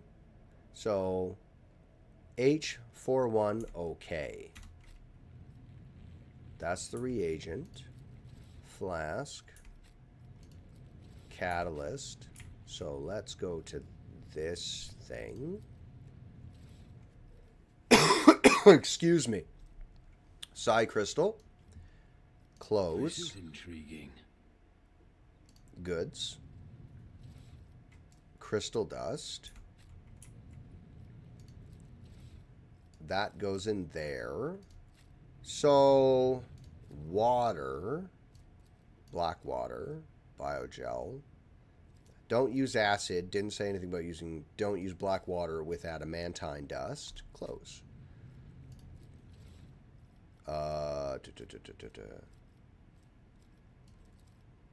Put that. Press that there. Activate the device. Didn't work. I should have written that down. Where's my notebook? Where did I put it? Where did I put my notebook? Here's a notebook. We can use this. What's this room? Pencil. I need one immediately. We're going to solve this mystery. All my pencils are missing. That's what happens when you have kids. I got a pen. Use this pen. All right. So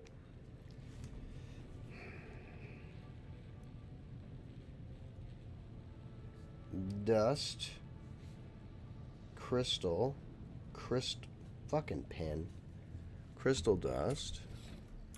Pick up that book first. Throw that in the inventory. Is there anything else I'm missing? Ah. Adamantine. Let's crunch up the adamantine dust as well. Do both.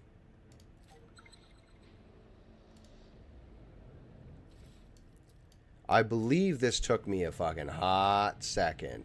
How do I remake the control rod?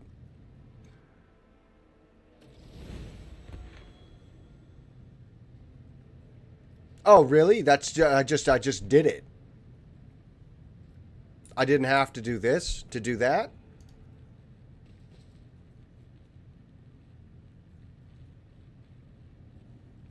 Well, I'm still gonna solve the mystery. There's still a mystery to be solved. First, though, character. Let's level up. Let's level up our characters. Now, we are going with, for our main character, Justin, he is going to be a pyromancer, melee pyromancer, excuse me. So I'm basically going to light guys on fire, and then I'm going to bludgeon them about the head and shoulders. So, reckless strike. Armor pen ignores of the target's parry. Every enemy who survives an attack enhanced by this ability will attack the warrior in return, including creatures with ranged weapons. Okay. I have pyromancy. I can just choose a second fucking power? I can just do that?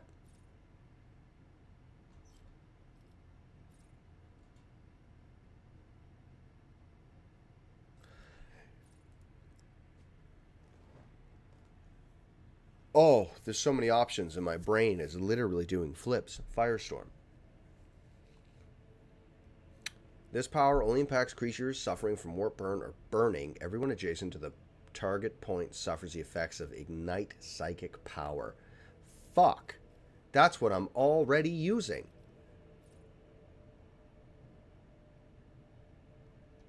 I can get fucking Santic powers as well? Can I just do that? What does this give me? Hold on. So many options. Biomancy's cool. Biomancy's tight, but we're going to have a Biomancer already. 2 Biomancers certainly would not hurt for boss battles. Do lots of healing. Deals double the damage of Ignite to all creatures in a 12-cell line, reducing their armor. Fuck. Till the end of combat. If the enemy's armor falls to 0, it gains warp burn effect. Fuck yeah, dude. We can't get Molten Beam yet because I require Psyker Majoris. Okay. Okay. Is that what this tree is? What about increasing my psi? Where's the... I seem to recall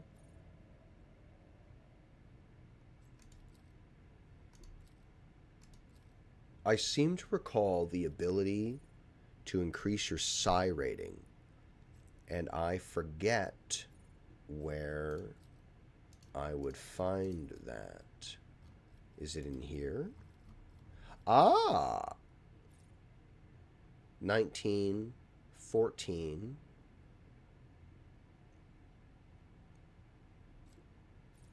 Character level 9. Okay. I think this is what we're looking for. Yes, I think that's what we're looking for. So let's go here to this. We're not taking Biomancy, as cool as that would fucking be, to be a Biomancer as well. If I had a Pyromancer and a Biomancer, because I don't have a healer yet.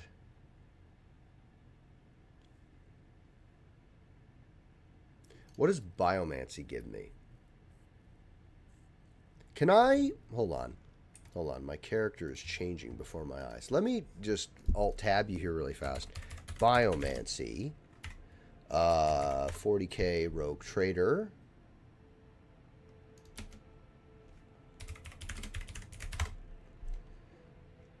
Biomancy.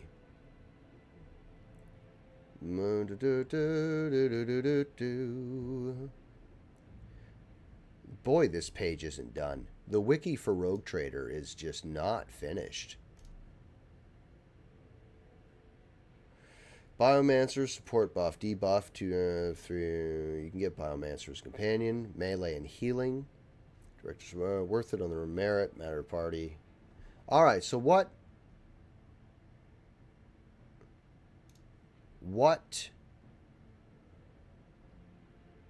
powers do I get?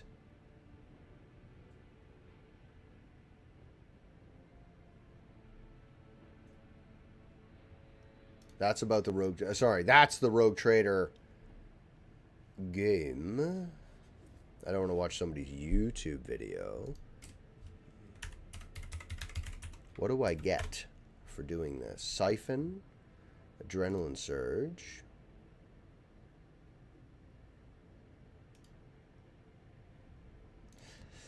Guys, I'm kind of feeling... Guys, I'm kind of feeling Biomancy here a little bit. I want to increase my fucking ass-kicking. Straight flames. Target does not stop burning. Each test to stop burning. If the ally makes a successful melee attack, inflicts burning damage on targets. Their attack. Okay. So...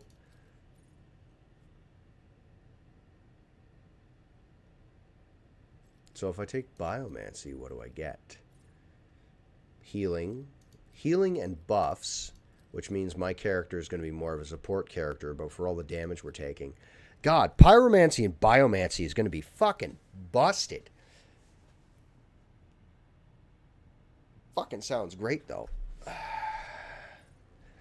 Yeah, you know what? I think we're going to take Biomancy and go into that, and we'll go into...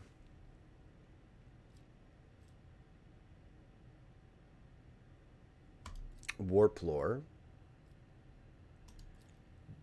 That one, yeah. So, Sanctioned Psyker. With fucking... Okay. Alright, okay. Then you, my friend. My man. Taunting Scream. Now, he's going to be a tank.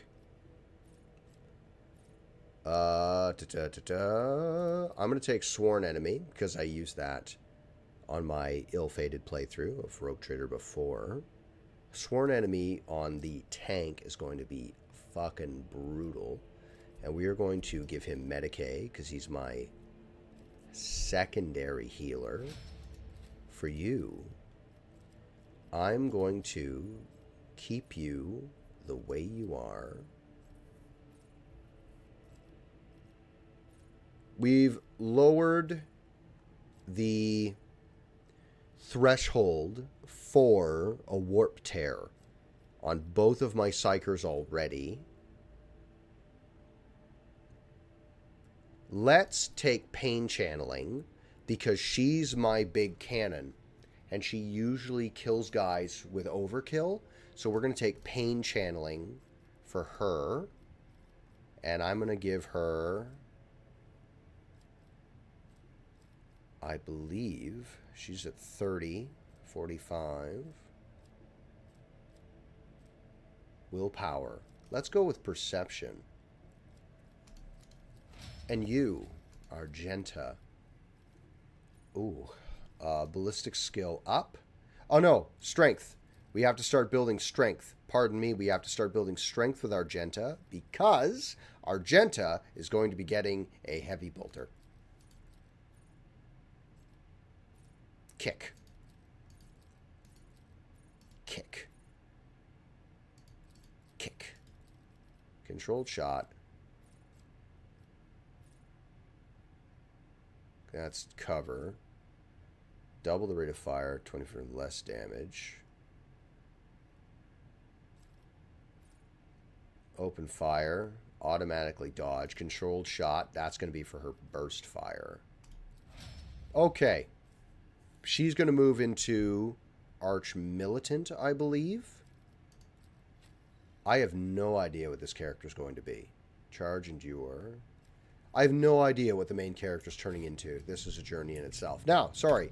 Let's do a quick little savey save. And then we're going to sort out this mystery because I don't remember what we got. So if we use the Navigator Flesh. Nav. Flesh. Over there. Like that. And then we use...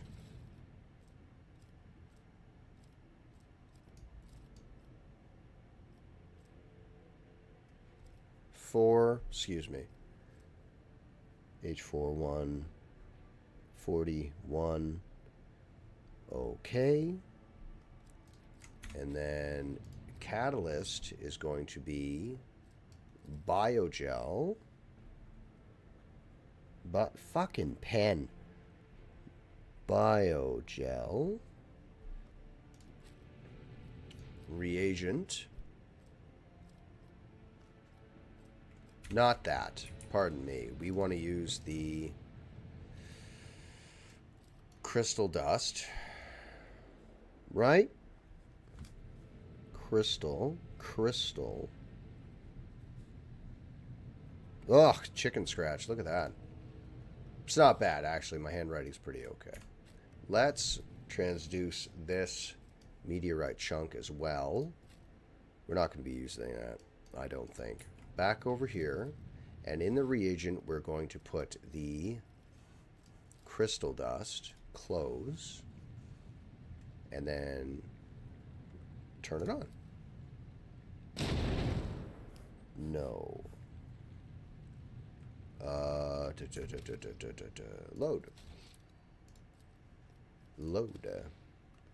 Load. Could be using that. So, what the fuck am I supposed to be making with all this stuff, by the way? I don't remember. I don't remember what I'm supposed to be solving here.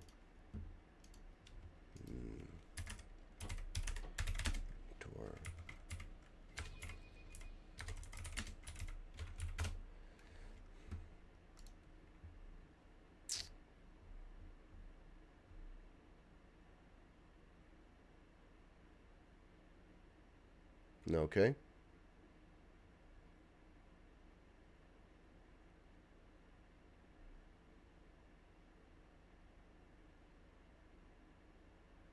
Oh, wow. Oh, really? This is all I'm doing? Fucking get out of here, fucking ads. Okay, so I've decided to look this up. As that's 16 possible combinations of wrong answers, and there's only 2 right ones. So forgive me. Fate and fortune. So what I'm going to do is mutated flesh. So the mutated, I was on the right track here, but it was a mutated flesh that I kept getting wrong. And then this part is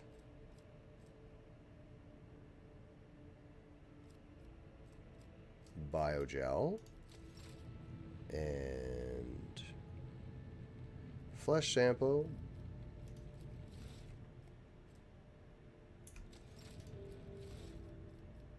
Where's the crystal dust? Go back over here. Make me crystal dust, please. Crystal dust. Is there any use for the meteorite dust? Go back over here. Always keep your eye on the price. Catalyst is the crystal dust. Close. Activate machine. Amazing. Give me that. What a peculiar thing. Give it to me. I'll take those. Thank you very much. And then we're going to start again with the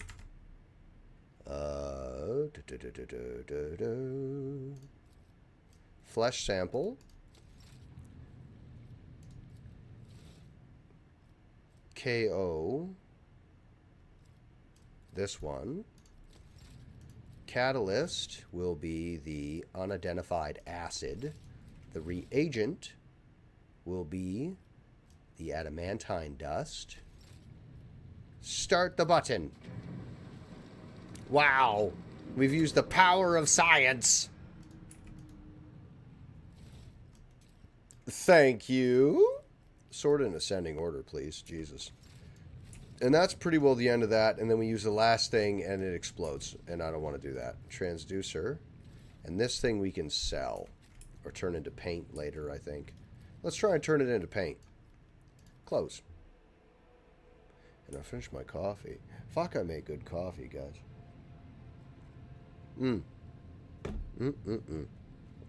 It's already 1 o'clock. My God. Well, I did have a very late start. I have a very late start this morning, much later than I meant to. There's so much stuff. Hold on. That's the machine. That must be the machine, surely. It's not loot, it's the machine. Correct?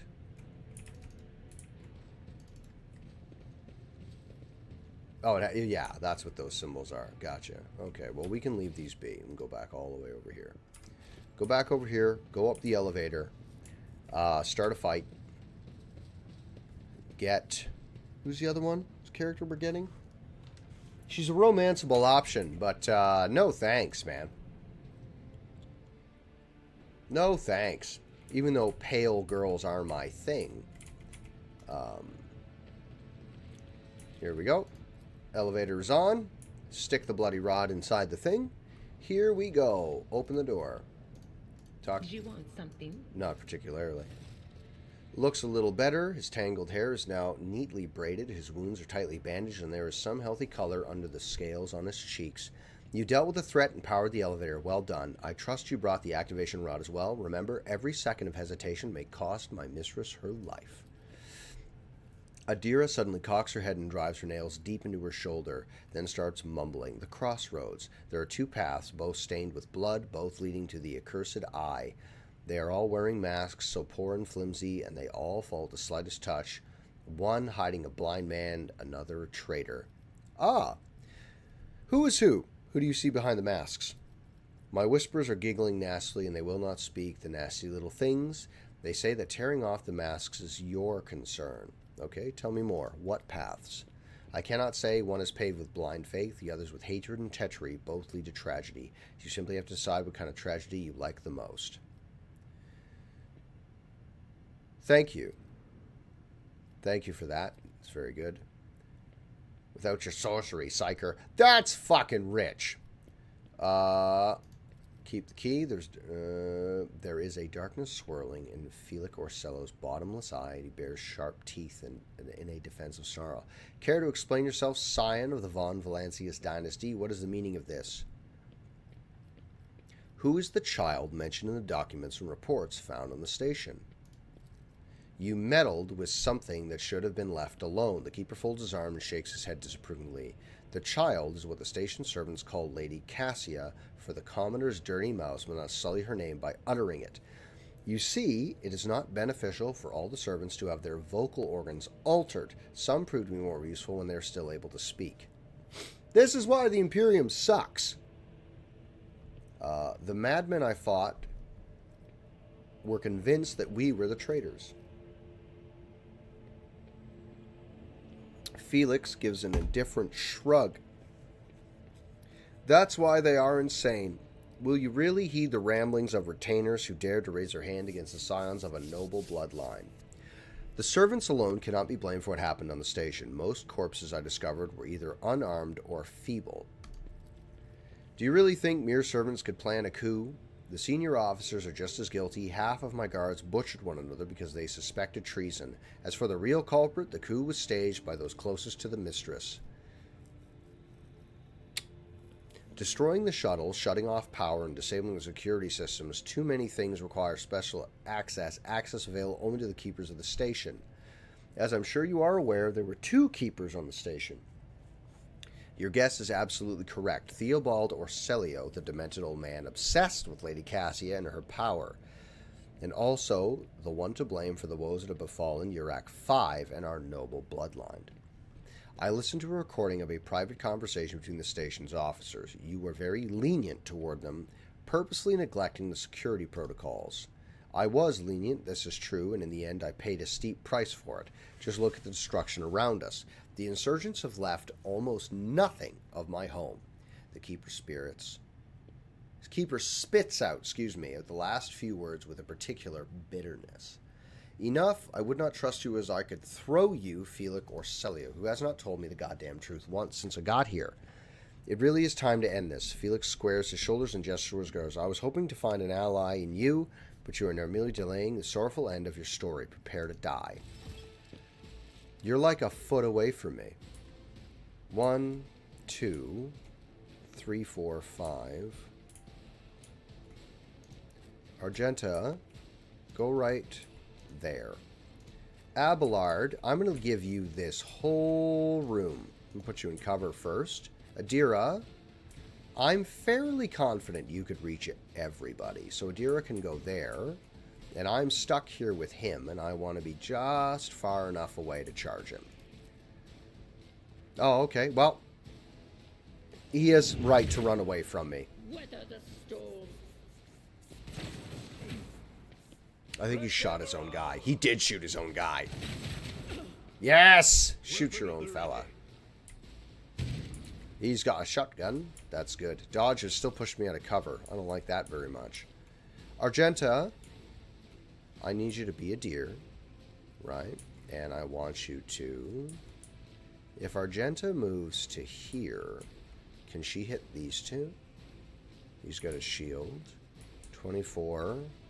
This may be a fight I did not want to start.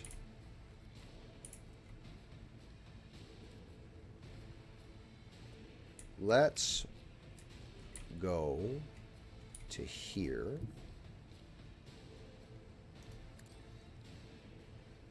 And we're going to full rock and roll this guy.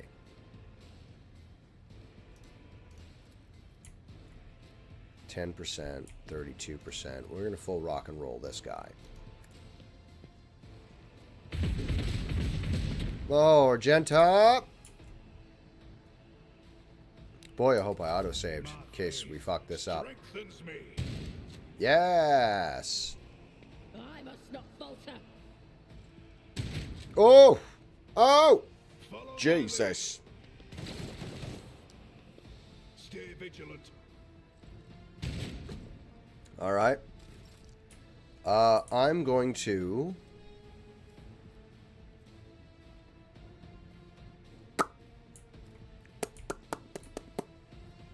Can I... Argenta has her own healing. Can I light you on fire? No. So what I'm going to do is I'm going to move here. No! You fool! Oh, it's not what I meant to do at all. More's the fool lie. I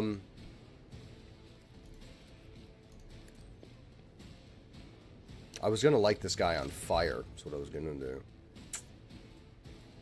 Let's chop this fella right here. Oh, yeah. That hurt bad. And then endure. I was going to light him on fire and then charge this guy. That's what I was going to do. It's what I should have done, however. Argenta, up your dodge. And then I'm going to move you to here. If you move to there, who can you hit?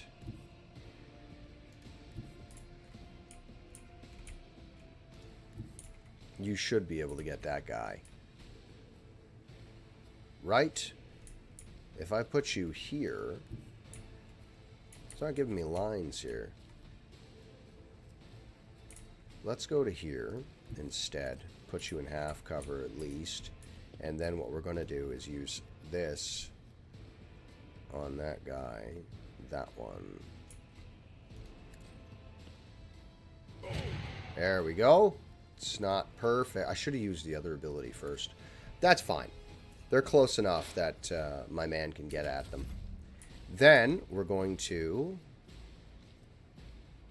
1 AP that fella. We're going to charge this fella. We're going to step out one My step place is at the fort. right here. Then we're going to charge to that spot. Oh, yeah. And then whack that guy. Fuck yeah, Abelard. Oh, he's the fucking bee's knees. Don't target the sister. Okay, yeah, don't target my sister. Ooh, yeah. Moving out. You're dead. You don't know how dead you are. Oh, fuck, there's even more of them. Fuck, there was 8. Thanks for killing the guy. Fuck yeah, dude. That's even better. That's even better. So, Argenta, first thing I'm going to get you to do is use this on yourself. Number 1. Then, I want you to full rock and roll this dickhead right in front of you. Just light him up. Fucking... Oh, well, you could have done more. But you know what, Argenta? You're doing your best, and that's... Alright, yeah. Ooh, that sucked. I didn't like that one at all. So let's go. That guy's dead. Let's move to here, because we're going to charge that guy. I should just charge him if I kill him outright. Go to here. Right? Then we're going to light you on fire. That's 1. Ignite. Iron Arm. Does he still have Iron Arm on? He does. Can I Iron Arm you? No, I should have. Then we're going to charge you. Bonk! And locking you in melee, so every time you use a power, I'm going to pound the shit out of you. And we'll endure. This is going to go fine. I don't know why I was worried. Now, my girl, where are you? You're there. Can you put a dodge on him? Dodge, and then I want you to Psychic Shriek that character. Fuck yes! Fuck yes! Ah, fucking dead. No line of sight, don't worry about it. Abelard, my man. Look at all the momentum. Charge. Take a step just toward that guy real fast. Hit him with the sworn enemy. Womp, sworn enemy. Then you do this, and you fucking charge him. Oh, does he have a bleed? No way. Well, splatter him. Excellent work, Abelard. You're my man now. Dead. Fuck yeah, dead. Beautiful.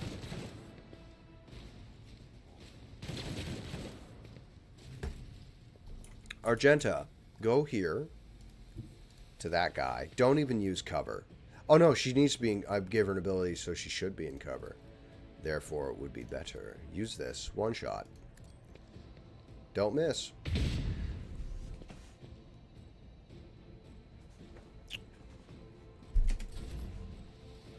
Go to here. If I go here, use power, light on fire. I have Iron Arm. I don't need it. Use the charge. Splatter him. Fuck yeah. Fuck. He's dead next turn. Not worried about it. Not worried about it. Dead next turn. You, my girl, go here. And then I want you to... Then I want you to do this on that guy. Then I want you to do this on that guy. And then I want you to do this on that guy. Oh, shit. She's fine. She's fine. Don't worry about it, man. What are you talking about? She's all right. Perils of the Warp. See that meter? The veil meter isn't even moving. I love you, Abelard. Oh, he's so good. That's the end of that turn. Argenta. That guy's dead next turn. Awesome. Beautiful. Amazing. Waste time with pleasantries. Last gun. We're not using that. Throw that in there. What do you got? Ooh. Tactical goggles. Hit chance. Fucking, that's going on Argenta. A pistol. Why can't... Why, hey. Hey, strength of 35. I'll keep that. I already have a shotgun. That can go there. Armored body glove. Sexy. Keep that. Control rod. So he had one the whole time. And that pistol, this pistol can go here. Very good. So, guys, hold on. Is there like a select all option? Collect. Gentlemen, there's got to be a better way we can do this. Collect all. Collect all. Collect all. Yo, I killed like her dad or something. Now that I'm thinking about it. Who cares? He attacked me. He's dead. I shall deal with the consequences of that momentarily. So, Sister of Battle, you're not really hitting anything, and that's disappointing me. That fucking pistol's fucking tight, man. The eyepiece. Critical hits first few rounds. Hit chance. Crit hit chance. Put that on her. Oh, she's sexy with that eye. This is armored body glove. 20% armor. What am I wearing? 20% dodge penalty. -7. No dodge penalty. Yeah, okay. All right. Shoulders on the wrong side, though. This should be over here. But whatever. Whatever. That's very much like my love for Dart of the Legend of Dragoon. Plank of wood, though he is. 15%. What's this? 15%. 45. So that's the same. All right. So there's that. We're going to put this in the thing. And this is a psychic staff. Where's the other navigator staff that I fucking picked up just now? Two-handed. That's for navigators only. And that's for you. So you hit better. Better. Gooder is better. Unfading Valor. Last pistol. I would rather give this to you because you will be able to make use of it as opposed to... Strength is 40. Fuck, maybe I should give you this pistol. She's going to be rocking her bolter. I'm literally never going to fucking give her that. If anything, she gets a bolt pistol as a backup. He can't use it because his arms are too wimpy. He's too runty. He's too runty! Fuck yeah, dude. Chainsword and a revolver. You're a man now, boy. Turn the thing on. Here we go.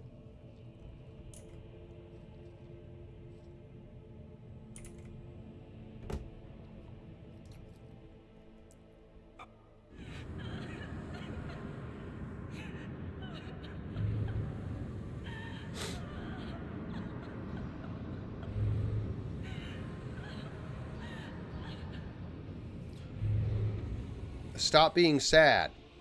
I order it. Cassia. The pale figure with unnaturally long limbs covers her face with her hands, which are deformed with talon-like nails. Her deathly pale face is coated with blood that continually streams from her scarlet, misted eyes. Her spiny gills, slightly hidden under her disheveled hair, twitch nervously at her pose. Gills! Gills! Only now do you notice the third eye in the young woman's forehead, hidden by a jeweled ornament. When your eyes meet, you sense an overwhelming, soul-smothering power. Willpower succeeded. You are enveloped in despairing grief. An invisible hand closes around your throat, cutting off your breath. Your limbs seem to fill with lead. Your heart hammers in your chest, and the desire to turn and flee from this room, from the station, almost gets the better of you. At the last moment, you master your emotions, and your will pushes back against the illusion, forcing it to retreat. Fuck yeah. Hold on.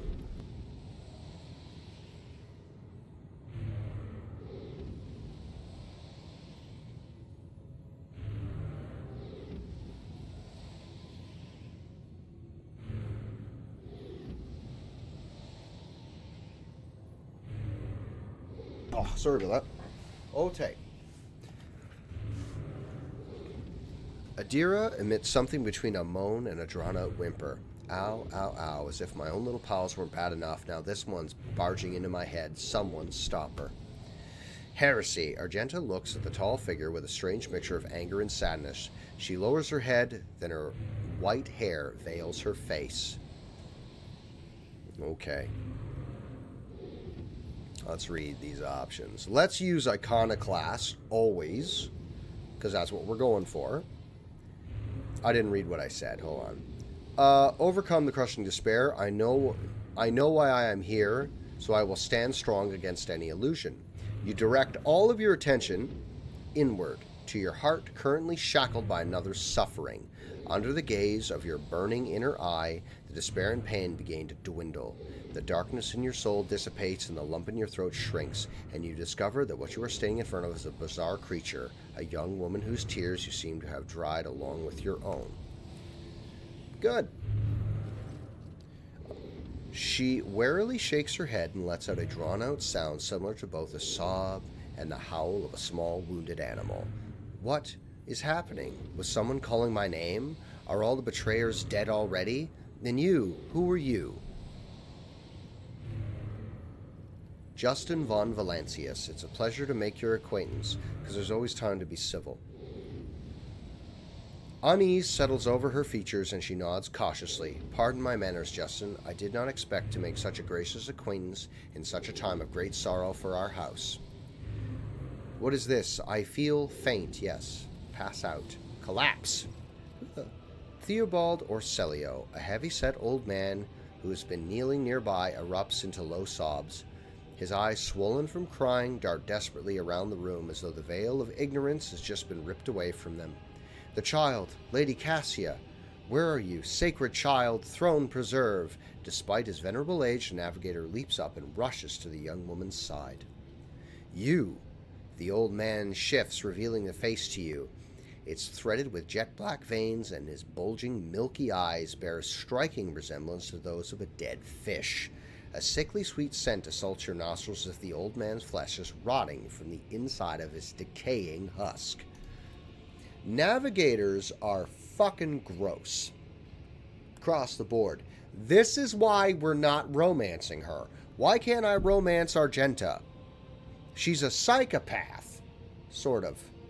She's nuts. She's out of her mind. But she doesn't have gills. So that's a plus, you know. My eyes fail me. They are unable to make you out as either enemy or ally. I'm warning you, one wrong move and it'll bring the wrath of House Orselio down on your head. Give me a second here. Hold on. For me, let's drop that to about fucking 80. The music is great. 85. It's just the music's just a bit too loud in my ears, but everything else is fine. Yes. Yes, they are. Yes, they are. Sisters of Battle are not celibate. It's just that it's Emperor. In the order of things that are important to a Sister of Battle, it's the Emperor, their order, everything else is down here. So relationships, they can have them as long as that relationship does not interfere with her order and her duty to the Emperor. Right? So sisters can and do fuck.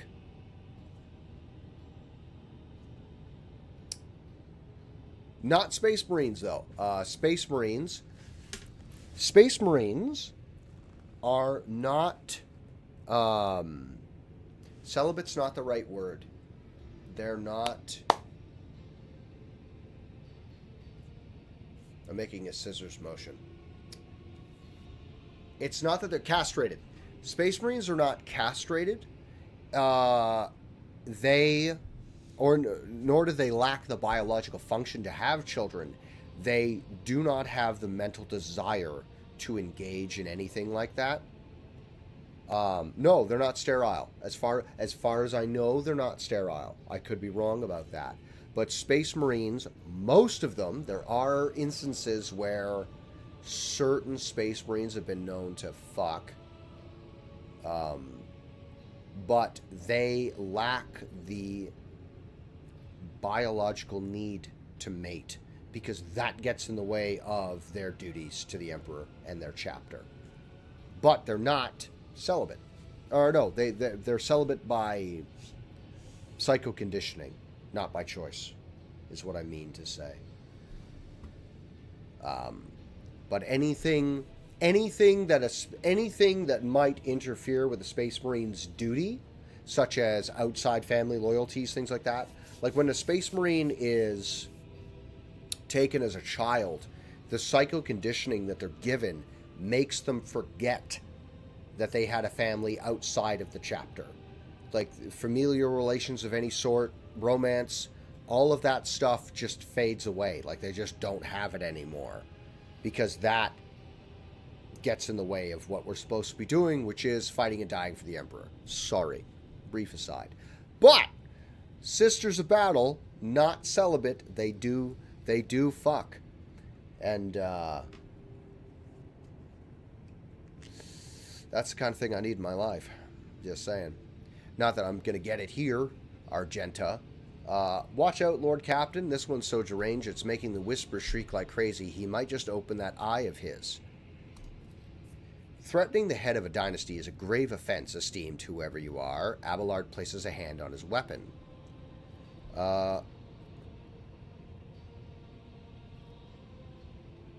I mean you no harm. I come to seek the navigator's aid.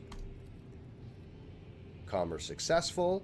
I'll grant that you do not look like pirates who have come to covet the riches of a wrecked station, or like scoundrels in phallic services, so who are you?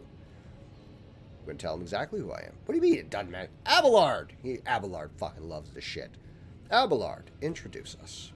His lordship, rogue trader Justin von Valancius, heir to the greatest protectorate in the Koronus Expanse and bearer of the sacred warrant of trade, extends his greetings. There was an instance in, this is just my personal experience, the last time I played Rogue Trader when it first came out. I was very excited. I believe I had just gone on stress leave. I was off for like 6 months, so I just played Rogue Trader and Deep Rock Galactic. If any of you guys enjoy Deep Rock Galactic, that's something I'm also going to be doing. I had taken the time to introduce myself, and somewhere there was a conversation I seem to recall where Abelard is like, yo, dude, I really like introducing people.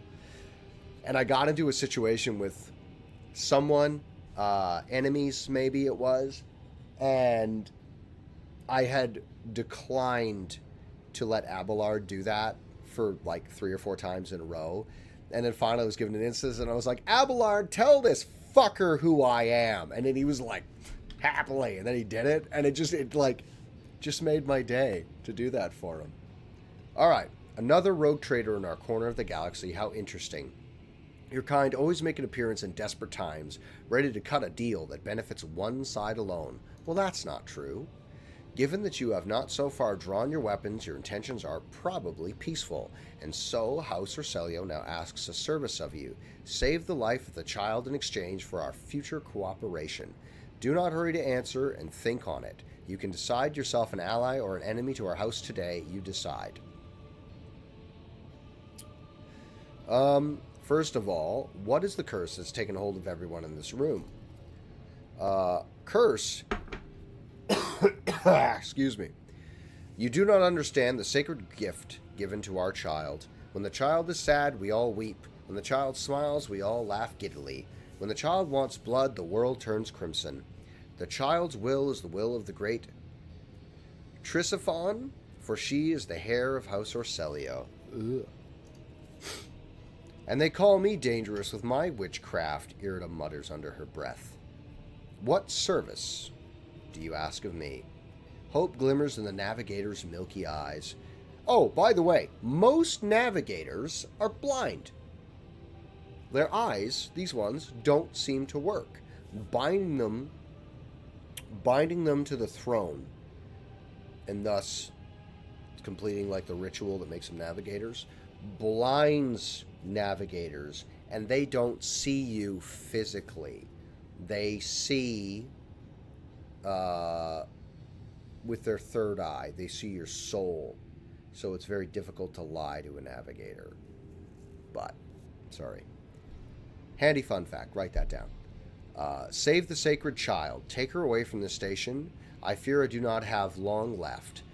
A bluish rivulet trickles down the old man's chin, and he wipes the mutated blood briskly away with his sleeve. You glimpse strange burns covering his flesh under his clothing. The slightest movement must be causing him unbearable pain. Save the child and deliver her safely to Regent Aronto. Aronto? Must be Aronto.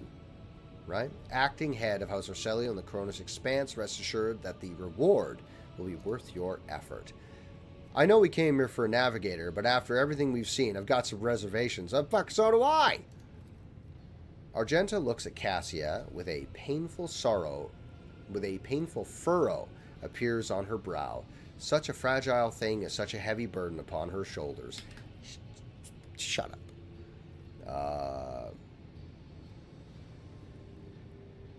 You are talking as though you expect her to die here. Theobald shrugs indifferently. My service to the house is coming to an end. The wounds Felix inflicted on my flesh will never heal. I am dying. Praise the throne slowly enough to see that the child is taken care of. You need help. There's a Medicaid deck on my ship. But Theobald only shakes his head. No, I am the keeper of Urek 5, and I will perish along with my station. On that note, I have other matters to attend to. I want to know what happened between you and Felix. Felix is my wayward student. He came to Urek 5 as a callow youth. I personally mentored him and entrusted him with the care of the child. He was like a son to me, but he proved to be just another traitor. He sought to steal our most precious treasure, the heir of our house, our sacred child, to revel in power with others like him, casting our house into the abyss, to pervert the centuries-long traditions of our family. You can see the fruits of his villainy for yourself. He decided he was not bound to his duties by the legacy of the greatest of our navigators, Trysophon or Cello, who led our house to prosperity for countless years. Foolish boy. The renegades clouded his mind. They sought to seize control of the dynasty before the sacred child had come of age and taken up the navigator's throne. Oh my God. I believe I've made my decision.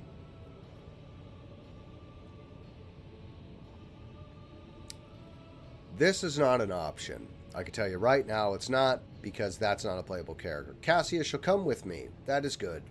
Huh. Who the fuck are these guys? Good. That is good. He licks his lips, but do allow us to say our proper farewells.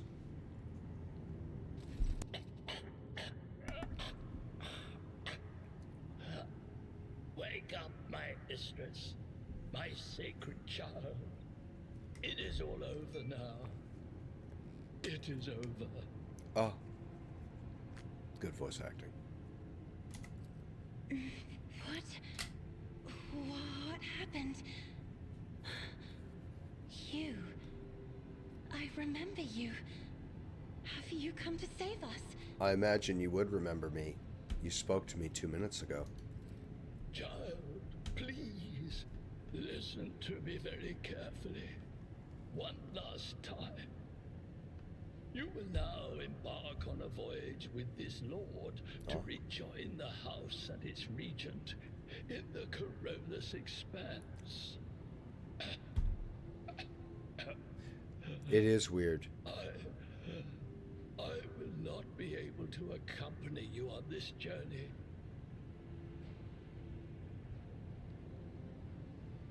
Why not? Oh, because he's dying. No, not you too. Don't leave me alone in this violet brown haze.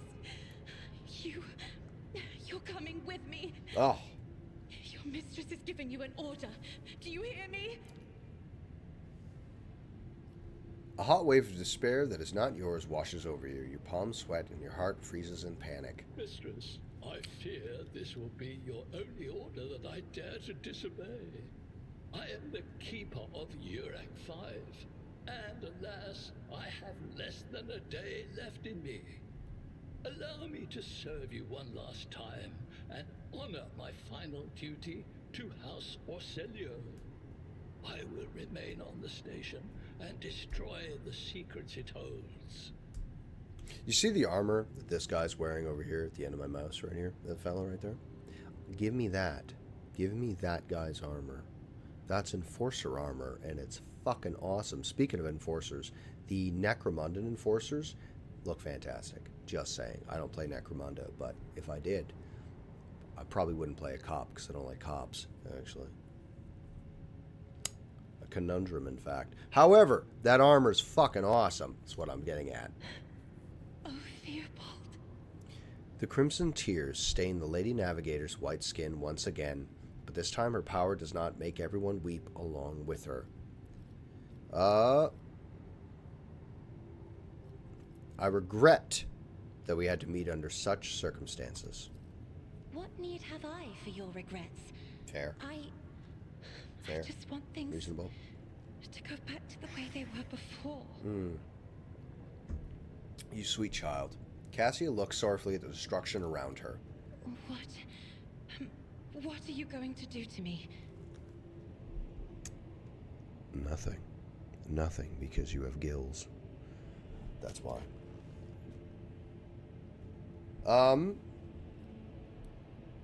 Lady Cassia, I, Justin von Valancius, rogue trader of the Imperium of Man, offer you my protection and grant you shelter aboard my vessel. Or, Lady Cassia, let us aid one another. That's smoother. Let's help each other, right? Become my navigator and I shall restore you to House Orselio at the earliest opportunity. Do not fear what is to come, child. You are ready to guide any vessel. I know this because I taught you myself. And it is difficult to imagine more worthy company than a rogue trader. But remember, your safety is of paramount importance. Get to the Great Regent and fulfill your destiny. Destiny. I beg your pardon, but what about my servants? Yurak 5 is still full of people loyal to House Orselio. All who can be saved will be in succor aboard my ship. Which, I mean, why not? Everybody here is going to die anyway because all the systems are fucking failing. Why don't you all just join my ship, which is short of crew, by the way.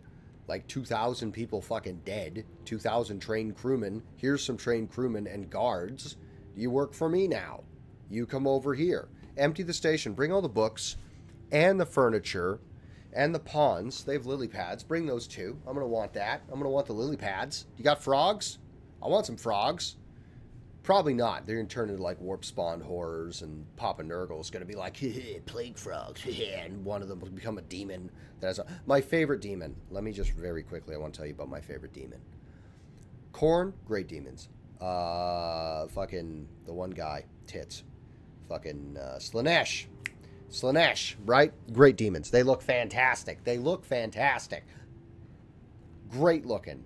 My favorite demon, though, I don't remember his name, but he's a Nurgle demon, and he's just this big fucker, and he walks around with like a pot boiling cauldron fucking thing, and he's got a ladle, and it's just full of like plague and pestilence, and he's like, blah, blah, blah, blah, and he just throws fucking disease at people. He's disgusting. He's my favorite one, just because he's so repulsive. It's gross. Sorry.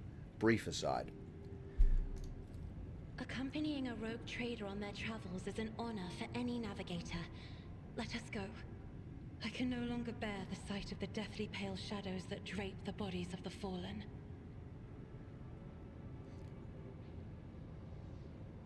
The rogue trader minis. Let me give this a quick fucking pause. I want to look at that because I love looking at miniatures. Hold on. Go over here. Not that. Go to this. Why do I have two of these open? I don't need two of these open. Open to this. Rogue, trader,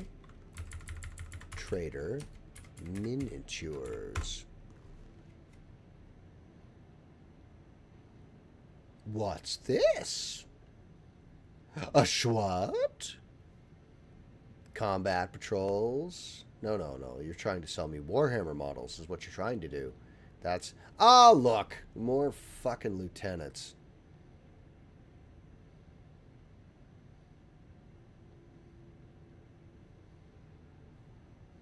Oh, okay, I see what I'm done.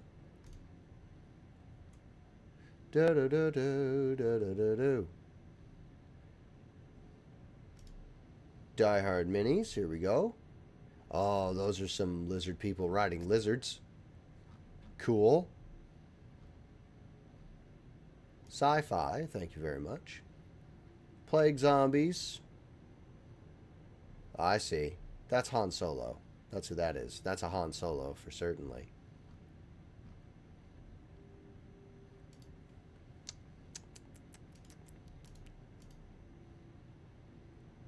And Star Strider. Oh! Copy. A paste. Show me them. Bring them to me. Show them. Stick them to my eyeballs. Oh, fuck yeah, no, those are tight. Fuck off with your cookies. Reject. Fuck you. Go away. Fuck off.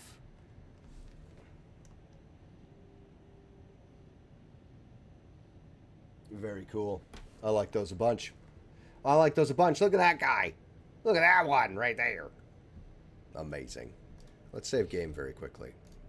Save all that. 40 pounds. I don't know what that is in Canadian money. I don't know what 40 pounds is in Canadian dollars. This like this. You got any goods? You got any goods and services? Okay. Look at their armor. Look at that guy. Fuck, give me your armor. Fuck, white armor does look cool. Medicae. Servants. Defenders. Servants. You guys all work for me. Bring your armor. Bring this stuff. Bring those. Bring that, for sure. Bring this hideous nightmare thing. Bring me that. Bring this. Bring the windows. Bring the stained glass. Bring that. Bookshelf. Cassia. 2 ranks available. Cassius, you are an officer. Okay, what are your abilities? Finest hour, extra turn, that's very handy. Extra turn, bring it down, grants an ally an extra turn, no AP. No attack limit. Oh, that's finest hour. I see. Inspire courage. Targets an ally with ability first time. Temporary wounds. Temporary wounds are fantastic. Let's stick you with fucking willpower. Thank you very much. And we'll give you a warp feature. Enemies damaged by the navigator. I seem to recall that she has this fucking wicked AoE.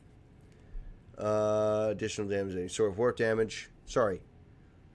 Enemies damaged by the navigator suffer +5 plus navigator's perception bonus. Additional damage, any source of warp damage. The bonus damage, it's stacked. Navigator stacks up to 5 times. We're going to take that because I have 3 fucking psychers. Let's do that. And then every enemy in the navigator has in their line of sight has its dodge and hit chance reduced. Fuck.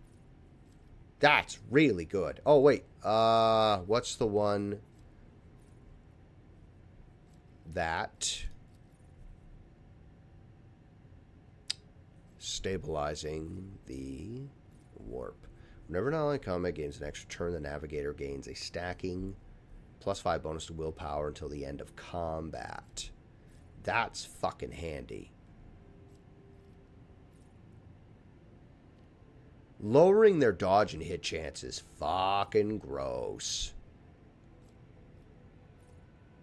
Starts all turns, including extra turns, with 3 additional movement points, so she can really scurry about. Enemies fighting whenever are minus to penalty the next resistance test for the navigator's powers. Wow! You know,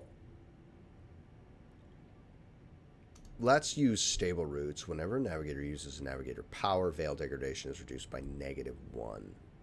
Let's do that, because veil degradation is shit. And then we're going to give you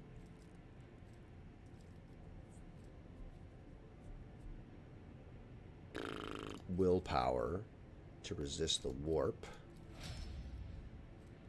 Okay. There's that, and that, and that.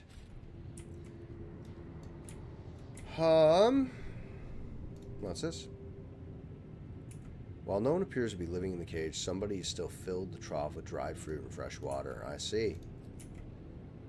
As if the painting was rendered by several different hands, the timid, uncertain lines interlocking with rough and furious strokes coming together in arcane shapes. Well, we're done here. Ah! Loot. Give it to me. Give me this loot. Give it to me. I need it. I require it. There's a big bed. Bring that for Cassia. Absolutely. Bring her reading nook. She needs that. Every navigator needs their own private room and reading nook. Bring all this. Send guys. Carts full of shit. Bring this. The navigator is like one of the most important members of your crew. Bring it. Bring all of it. Did I forget to do something? That's that over there. That room's finished. Go this way. Money to be made? Yes. Bring the meteorite dust. We can sell it. There we go. Back to the void ship. While we're doing this, before I do anything else, guys, I think we should take a brief break, stretch your legs. You probably have me on your second monitor while you're puttering about your house, doing things, studying, researching, whatever you're doing, planning to conquer the world and or stock market, whatever you're doing. I'm going to take a brief 3-minute break. I'm going to go do my business. I shall return to you in a very brief amount of time. As soon as I can pause that, and then I'm going to do this. So I shall be right back.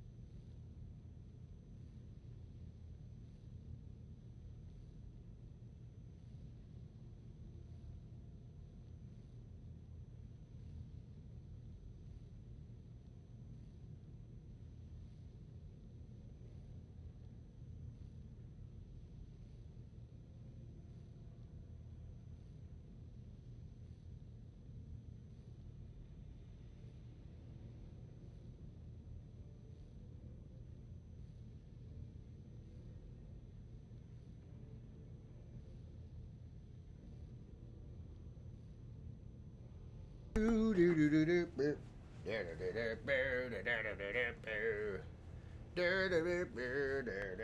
that out of my pocket. Fucking go away. Should have brought my coffee cup upstairs. But I didn't. But I didn't bring my coffee upstairs. I was too busy.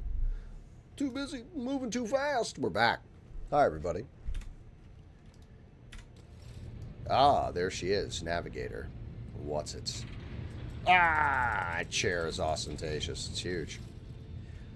Vox Master Vigdis, Lord Captain, Lady Navigator, welcome aboard. The Sanctum Navis has been prepared for the communion of the ritual, but if the Lady Navigator wishes to rest in her quarters first. Your heart starts beating furiously, your breaths come short and choppy, your fingertips tingle unpleasantly. You notice that Vigdis is shivering slightly and the crew are glancing around in puzzlement, searching for the source of this sudden wave of unease. Without even looking at the Vox Master, Cassia waves her hand away. First, I wish to speak with the rogue trader. Leave us. Who the fuck are you ordering guys around on my ship? Alright. Of course. When you are ready for the ritual, please let me know.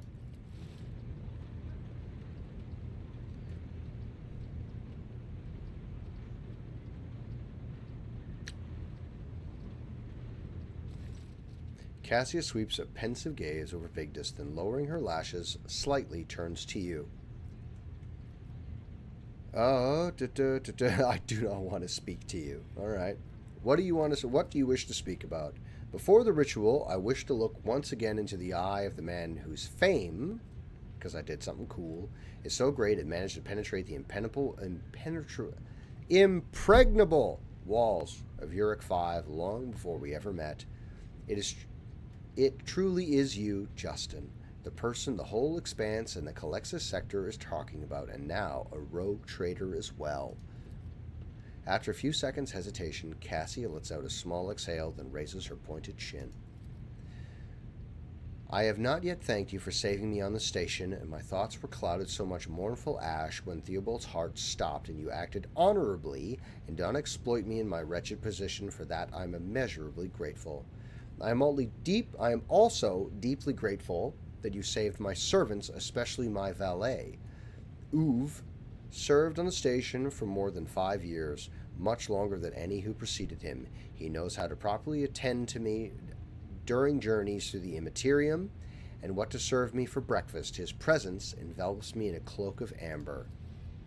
But now, Cassia throws back her shoulders, I am ready to go to the Sanctum Navis and perform the sacred rite. I require brushes, canvas, and the best paints you have on board, but no red.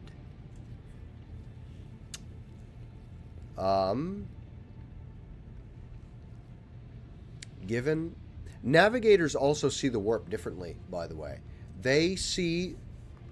When navigators are looking into or perceiving the warp, each navigator will see the warp differently from one another. It's whatever their brain concocts that makes it easier for them to understand and thus navigate. I shall ensure that all the necessary supplies are delivered to the Sanctum Navis. Cassia nods in thanks. I shall take my leave of you for the duration of the rite. I ask that you do not follow me. Few can survive the gaze of my warp eye when it is opened, which is one of her powers, which I recall being fucking awesome.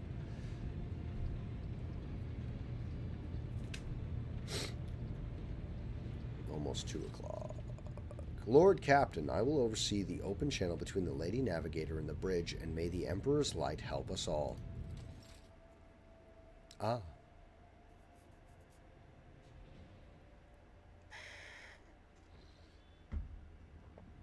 The Voxcaster in the Sanctum Navis picks up the serration of clothes, pious chanting, and the mechanical clinking of implants. Then the serene voice of Lady Navigator breaks the silence, initiating communion ritual. Come here, Uve. The exultant ring of metal freed from its scabbard, the low sob of the servant, the rhythmic drip of liquid on canvas, the faint whisper of the brush. Go. Footsteps hurrying away. I see the violet vortices lashing an ocean of a million flails, and the umber shadows spinning on the surface in a fiery dance, a storm rising above foaming waters. Armandus drowning in fog. Is Armandus a color? The path from one end to another cannot be seen. And here, beyond the wall of glass, a daughter forsaken by her father yearns for her brother. And the sun's pale disk goes in a tireless pursuit of her. No, of me. Its frozen rays lie that spring is here. The light is deadened, and the great ruler is gone. The Vox Master recoils at Cassia's words and accidentally snaps one of her cogitator's levers. The panel beneath her fingertip emits sparks, and the Vox Caster falls silent. They did, very much. She quickly flips a series of switches and bows guiltily. My abject apologies for cutting off the broadcast, Lord Captain. I have never heard the warp speaking through a navigator before. The connection is restored now. It will not happen again. Leave the navigator undisturbed. Soul-shredding screams drown out the Vox transmission like the servants in the Sanctum Navis. Fuck me. I'm sorry, guys. The letters keep fucking moving on me. I know it's the same word, but it just keeps moving. Sanctum Navis are howling and shrieking like wild beasts, moaning in pain, their throats raw from the strain, and then sudden silence. The dull thud of dropping bodies proclaims their fate. It appears the servants were part of the Lady Navigator's rite, as it was for her predecessor. I will arrange for the bodies to be removed from the Sanctum Navis after the ritual, or what is left of them. Rogue trader, I fear I have unfortunate news. Endless blackness has spread across the canvas, dividing what should be whole in two, and my sight cannot glimpse the light of the Emperor as clearly as before. I cannot turn around. My brush only draws me onward. The way is blocked. Fairly confident they're talking about the I'm fairly confident she's talking about the Great Rift, and we're on the other side of it in the Dark Imperium. You hear a heavy exhale, rustling fabric, and metallic clicking. By the Emperor's grace, the ritual was successful. Your vessel's temperament presented a challenge. Its cold steel grip did not allow me to breathe freely even for a second. It was as if the depths of the ship housed not only machine spirits, but something other. Now I will retreat into my chambers to recover my strength. Send for me if you have need of me. Lord Captain, congratulations on acquiring a navigator. Spare me a few moments of your time, please. There are several matters that require your attention. First of all, I want to report the condition of the station, Urak 5. Had you opted to begin your visit with the Radixon with a different destination, the station could have become critically unstable. Fortunately, the decision to immediately visit the representatives of the Navis Nobilite bought us precious time. We can either send our forces to disassemble the station and procure technological components for our own vessel, or attempt to save as many valuables as we can. I will not stoop to pillaging. Nonsense! Nonsense! We're pirates. We're space pirates, given piracy rights by the Emperor. We're freebooters, damn you. I love freebooters, by the way. If anybody loves orcs the way I love orcs, freebooters are fucking fantastic. Gather any components. This is for loot. What will I gain? Profit factor of 2. Gather any components that may be of use to the ship. Loot everything. Money, please. Thank you very much. I mean, grab both. We're already fucking doing it. Grab everything. With your permission, I would also like to remind you that we are still looking for an engine seer prime. Both the vessels and its machine spirit are in desperate need of oversight of an experienced tech priest. We're also missing some crew, and much more importantly, have not yet located Hendrix Van Calix, the right hand of the Lord Inquisitor. Now we know for sure he's not in Urak 5, so keep this in mind when making any future plans. Why is it always business with you? Couldn't you sometimes just visit and tell me how wonderful everything's? Fuck that. Thank you. Just be my friend. Just talk to me. No. No, I don't think we will. Void ship management for a second. Let's take a look at our girl here. Hull integrity, arsenal. I'm very excited to get this guy. I'm very, very excited to get our ship up to scrapping, up to fighting speed. No experience, so I can't do anything. Everybody's at particular. Supreme Commander is 50. Master Cannoneer, Shield Master,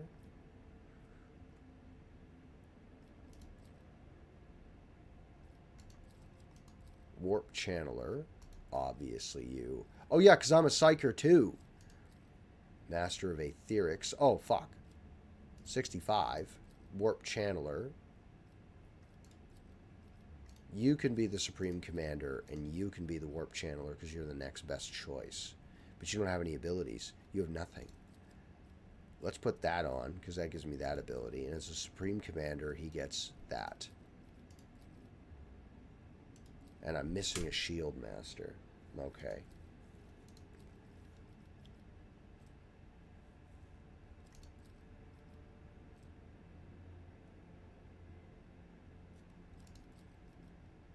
And that's reinforced shields. I don't really use reinforced shields, I'll be totally honest with you.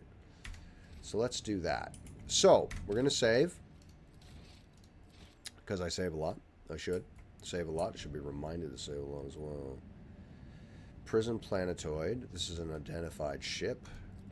Let's go deal with the ship first. I always... Huh! Lord Captain, there is some commotion on the officer's deck. The Lady Navigator has left her quarters and is currently in the wardroom, where the uninitiated crew members are shunning her in terror. Perhaps you should find out what has brought Cassia to the deck. Alas, I have work to do. And these people, constant, vying for my attention all the time. I don't blame them. I'm a rogue trader. Of course people want my attention. Of course they do.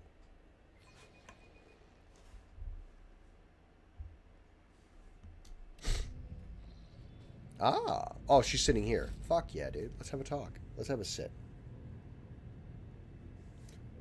Oh! Hello, Captain. My apologies. I did not notice your entrance.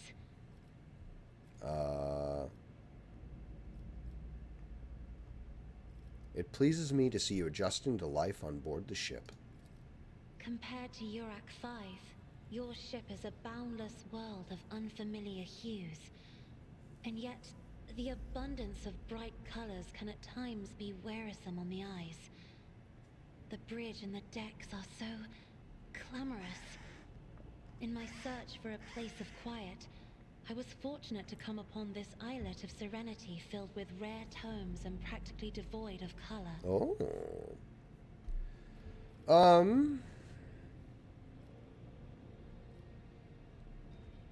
The events that took place in Urak 5 must have shaken you greatly. Are you well? One should not underestimate the navigators of House Orselio, Lord Captain. Like a shawl of pale smoke, a faint malaise hangs upon my shoulders, but it will not be the slightest hindrance to my duty to humanity, and my duty to you. Very good. Point of the book. I see you are fond of reading. Oh, this. I found this fascinating read on one of the shelves, and I must say, it has caught my eye. Its every chapter is written in verse. I find it so beautiful and enrapturing. Her childlike wonder. Just... Urak 5 had a vast archive of its own, of course. Although most of the works within had to do with scholarly disciplines of some sort or another. Only in my sparse moments of respite was I allowed to escape into the pages of more embellished works. Ah.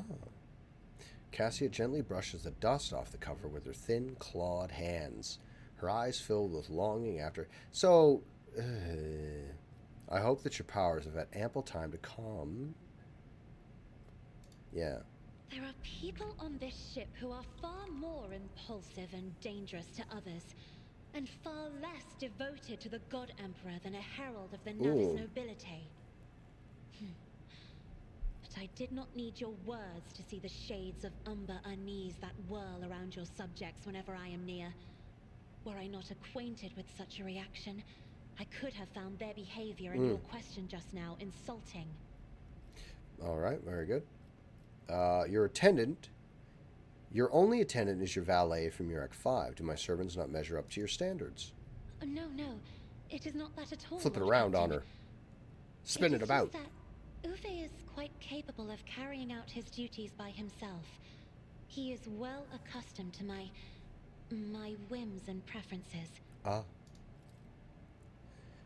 Cassia cringes ever so slightly, adjusts the adornment on her forehead, then awkwardly hides her clawed fingers in the folds of her clothes. The unnatural appearance of navigators often becomes a topic of gossip among lowly servants and officers alike. It is unsurprising, then, that Cassia prefers the company of one who is used to how she looks. Lord Captain, would you kindly explain to me why you are pestering me with these questions? Inquiring about my mood and my needs, showing an interest in the books I am enjoying.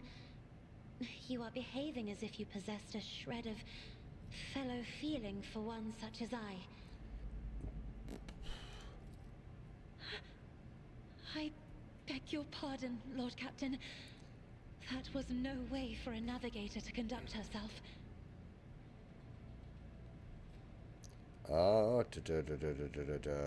We...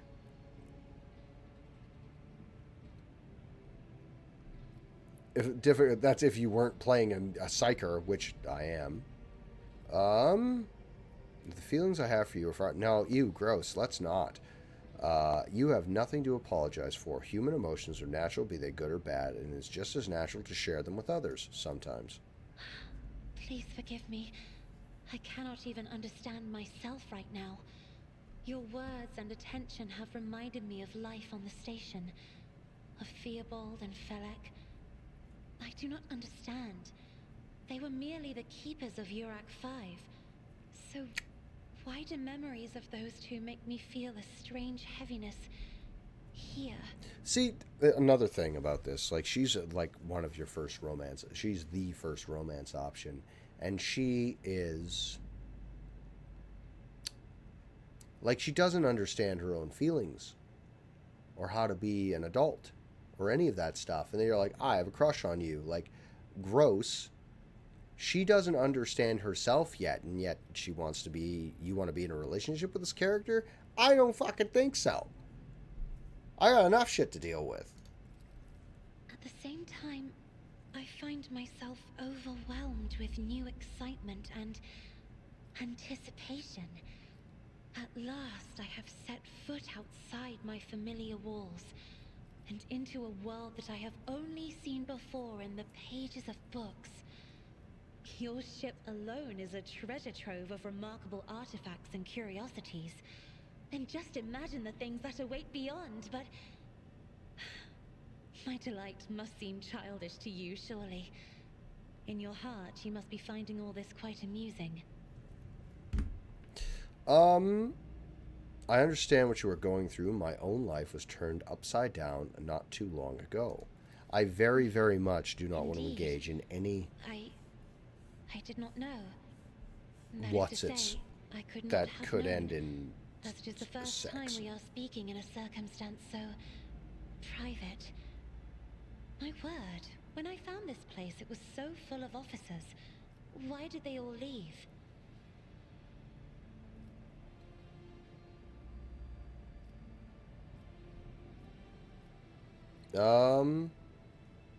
Perhaps my people did not wish to disturb you. Or because my presence offends them. Then I must take my leave as well.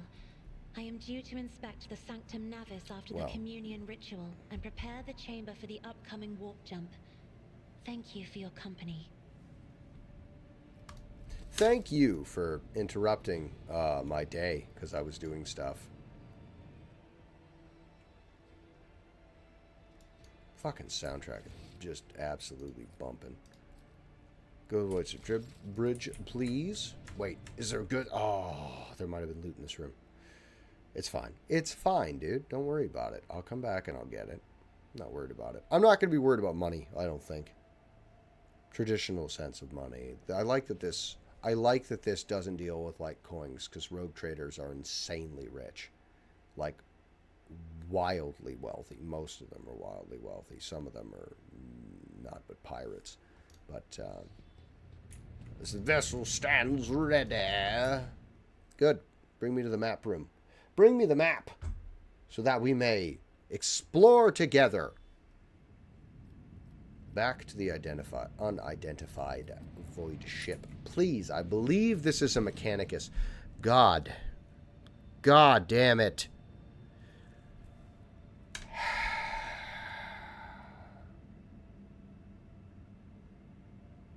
Lord Captain, sorry to disturb you. Vigdis pauses as if listening to something. It's pandemonium outside the bridge gate. One of the officers seems to be demanding an audience with you in person. I think I hear Master Worstians. Worstians. There's no fucking T in that word. Wersarian's voice. In any case, I wanted to warn you in advance. God damn it.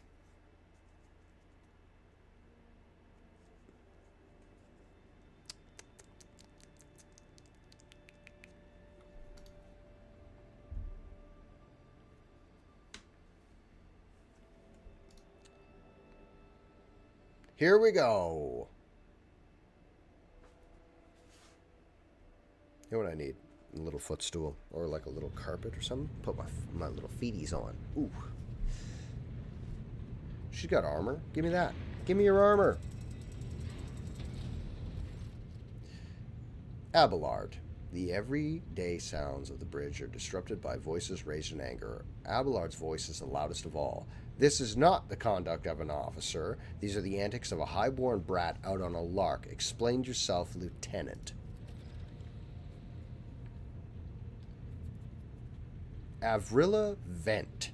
The young woman standing before Abelard strives with all her might not to quail under the onslaught of her superior's anger. She falters, but then manages to look him in the eye and say, I apologize, sir, but I must speak with the Lord Captain. Very well, Lieutenant. You may address the Lord Captain, not at least because I see you have already seen fit to disturb him. Your unauthorized appearance on the bridge and display of belligerence toward a higher-ranking officer will be lodged in your personal file without delay. Good. Lord Captain, Lieutenant Avrilla Vent, requesting permission to speak. Vent falls silent and adds rashly, on a matter of extreme importance and urgency.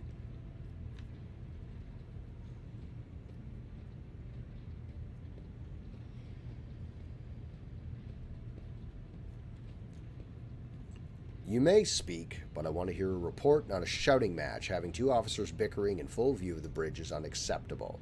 I am sorry, Lord Captain. I thought that drastic times called for drastic measures, Vent exclaims hotly. This matter cannot wait. Any minute now, an assault unit will be dispatched to the lower decks in order to crush the workers' strike by any means necessary. I am convinced that this step is unwarranted and that the crisis itself was provoked by the actions of one of the senior officers. Vent is almost trembling with tension as she delivers her speech, her face extremely pale. Abelard, in no hurry to intervene, lets out a sceptical huff. He glances at Sourback standing not far from him, and then she maintains a stony expression. Lord Captain, I urge you to investigate the actions of Seneschal Wersarian and to intervene in what's happening on the lower decks, because very soon we have a mutiny or massacre on our hands. Vent reels off the last words as though she knows them by heart. She's clearly been preparing to say them for some time. When she is finished, she casts an anxious glance at Abelard, then at you. There's an insurrection in the making aboard my ship, and no one has informed me. Abelard, I would not deem it problem-worthy of the rogue trader's attention. The lower decks, as it so happens, are in revolt. 30-some years ago, we even had a revolutionary leader rise up who dared to establish workers' rules across the entire ship. It took a month to restore order, but even 8 years later, we were still battling rumors of that hero had survived his execution and was on the verge of gathering people to fight against tyranny once more, Abelard scoffs. Needless to say, the rumors were baseless. As for the current situation, we have sufficient enforcers to deal with it. But on this ship, The word of the Lord Captain carries more weight than a salvo from 100 bolters. I'm sure that if the rogue trader addressed the malcontents directly, he would quell the unrest.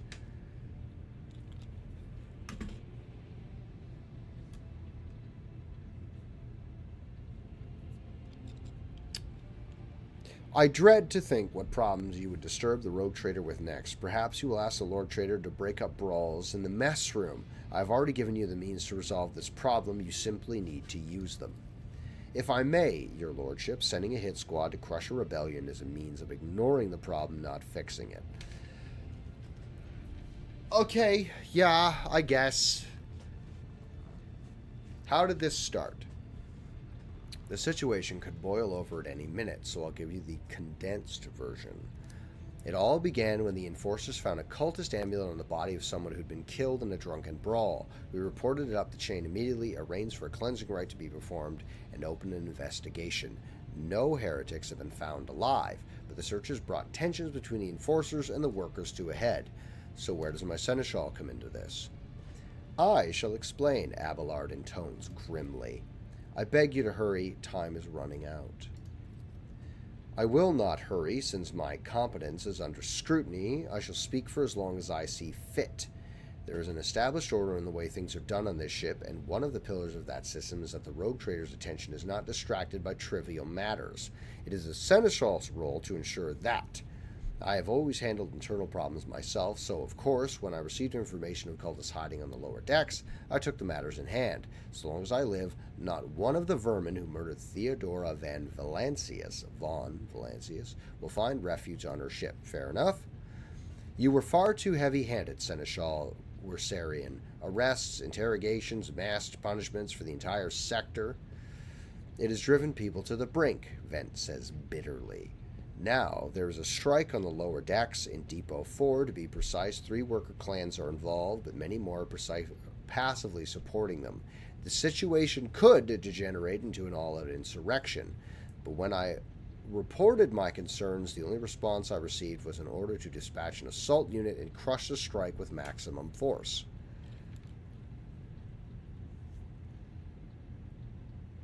Okay.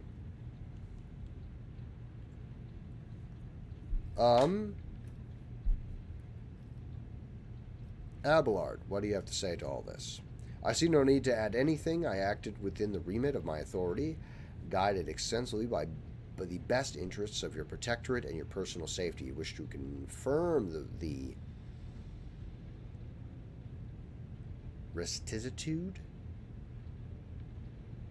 rectitude, fuck me, of my actions for yourself. I have no objections. Okay. For my part, I urge the Lord Captain to go down to the lower decks and stop the assault unit and speak directly to the people. You see that they are not lying nor harboring heretics. That way you will stop the uprising before it begins. What is Depot 4? Depot 4 is one of the poorest sectors in the lower decks. It is home to the clans of general laborers. They're not as valuable to the ship as the families who have served in specialized systems for generations. They're an easily replaceable resource, and one which is now more besides giving succor to cultists and minions of the archenemy. Vent them. Depot 4 is poor and troubled, but at worst that drunken fights and illegal rot-gut brewing. They've handled workers of Depot 4 in the past. We have handled workers of Depot 4 in the past. We should have done so again if the crackdown on Depot 4 hadn't been so harsh. And another important point to bear in mind, the problem is not limited to the sectors. Located in one of the most populated lower decks, and everything that happened there is a knock-on effect for all the neighboring sectors. Okay.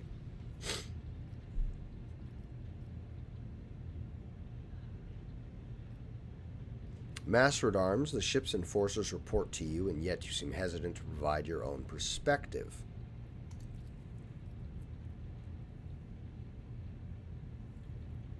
Jocasta Sourback. Lord Captain, unlike Lieutenant Vent, I respect the chain of command and realize it is not within my right to challenge my superiors. Sourback bows her head in Abelard's direction. However, a moment later, a serpentine smile appears on her lips.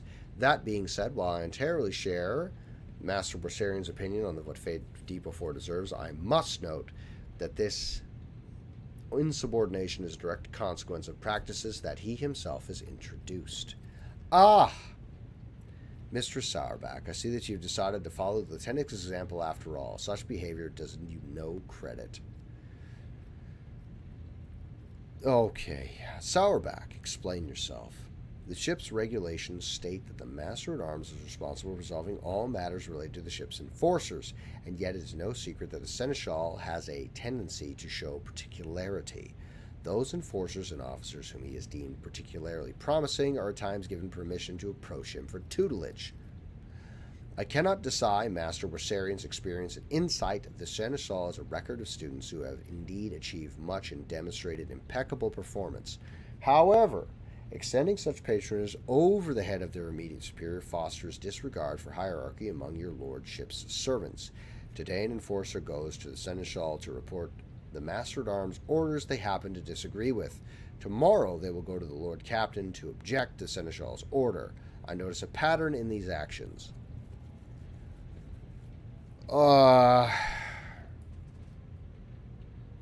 Abelard, do you wish to respond? Mr. Sourback, can you recall an occasion where I would encourage an officer to disobey the superior, or one where I would overrule their order, or show favoritism to those who merit none? None, Seneschal. There have been no such cases the entire time I have served aboard this ship. If anyone were to claim otherwise, I would have them pay for insulting your honor with blood. Your conduct in this regard has always been spotless. Nevertheless, given your eminent position, a simple show of attention on your part is enough to erode the attitude of junior officers and inflate their self-importance and undermine discipline. That you distinguish some of them and know them by name is a tantamount to walking around the officer's deck handing out gifts to officers who have caught your eye. It fills those you set apart with ambition and audacity and makes them stand out among the rest. Enforcers are meant to be faceless servants, fighters ready to die, their fate entrusted to their commander and no one else. That is the solemn foundation of order.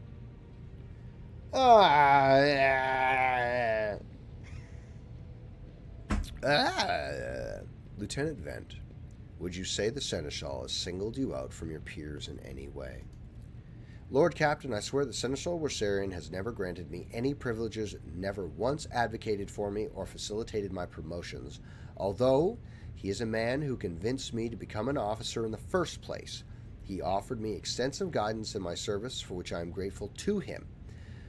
And while not all of my fellows receive such attention, I know that at least a dozen fine officers whom the Seneschal keeps in his sights to ensure they continue to strive. I'm not seeing any problems here. I'm not. To prepare new generations for the dynasty's servants, to instruct them, to separate those with potential from those who have exhausted it, is my duty as Seneschal. The ship's has bays worth of pilots, enforcers, officers, and technicians, and stewards I have raised. By the throne, every third person standing on this bridge right now was my students at one point. I see. Evidently, my officers are anything but a shining example of unity and adherence today. I only have myself to blame, I suppose.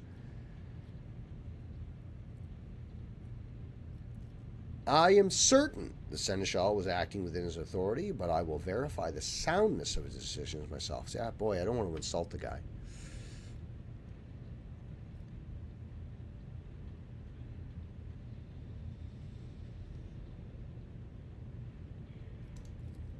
Throne preserve you, Lord Captain. I thank you for your support. Abelard grits his teeth slightly, an enterprise bordering on the sophomoric. But please yourself, Lord Captain. However, I categorically insist that I exhort. Of course you are.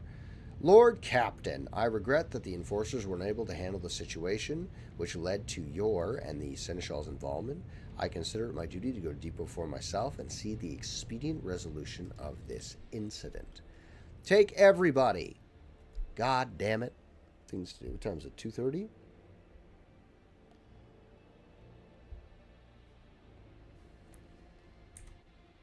That's going to load. Let's go to this for a moment. Not that. Keep an eye on. We're going to keep an eye on that for a second. Okay. So we have half an hour to kind of figure this one out the best we can. Your Graces, deck, rabble. Give me your cape. I want it. Who's this? It's Wersarian. Take that, scum. Do you jest? Do you jest, sir?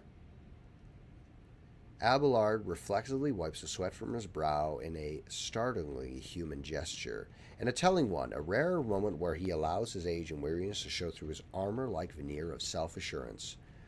The lower decks are a source of endless problems. Sometimes I dearly regret that we cannot replace them all with all the locals with servitors.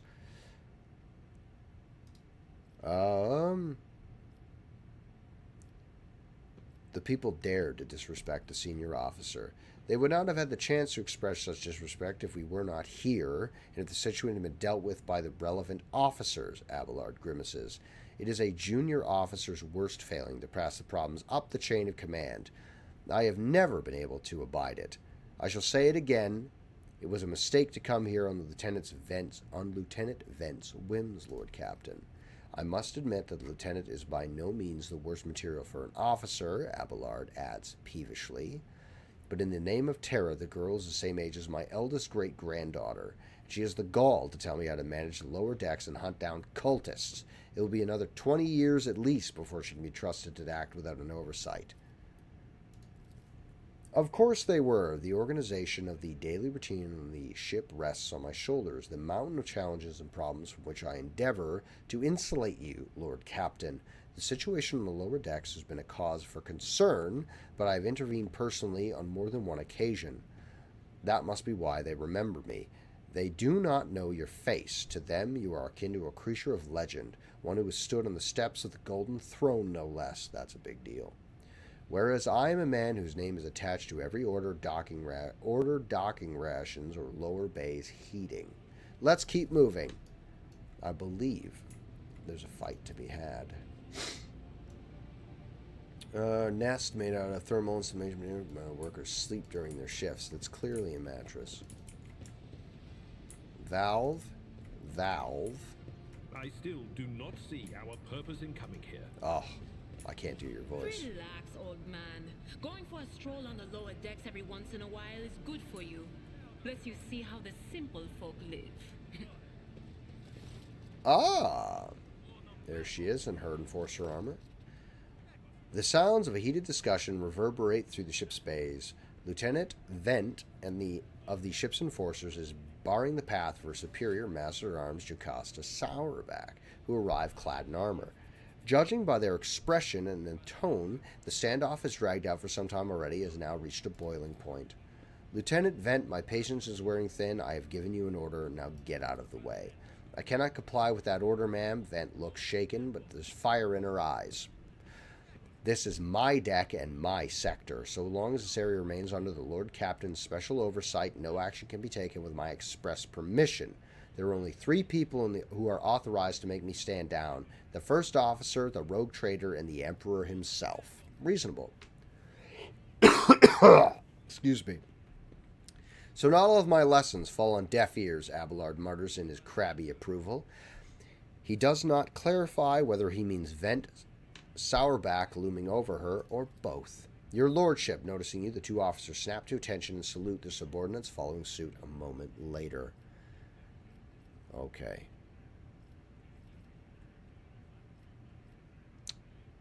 What's the situation? Your lordship, my people have locked down the bay where the strikers are, including their leaders. We have the situation in control as far as resources allow. Under control, Lieutenant. I've come here to lead an investigative unit, and what do I see? The rabble is on the verge of mutiny. There is nothing to investigate, and this calls for immediate repressions and firing squads, and you, Vent, are a step away from facing charges yourself. I want to speak to the strikers. Abelard's mouth twists, but he restrains himself and says nothing. Right you are, Lord Captain. Allow me to wish you good luck. Okay, there's my enforcers. If I need to kill everybody, I will. It'll be easy to do. Vent. Rabble, rabble, rabble. Oh, they want to fight. A dozen pairs of eyes stare apprehensively at you. The people are before you are typical inhabitants of the lower decks. You take in their simple clothing, crude weapons, and faces that display varying levels of mutation, from the barely discernible to the strange to the outright grotesque.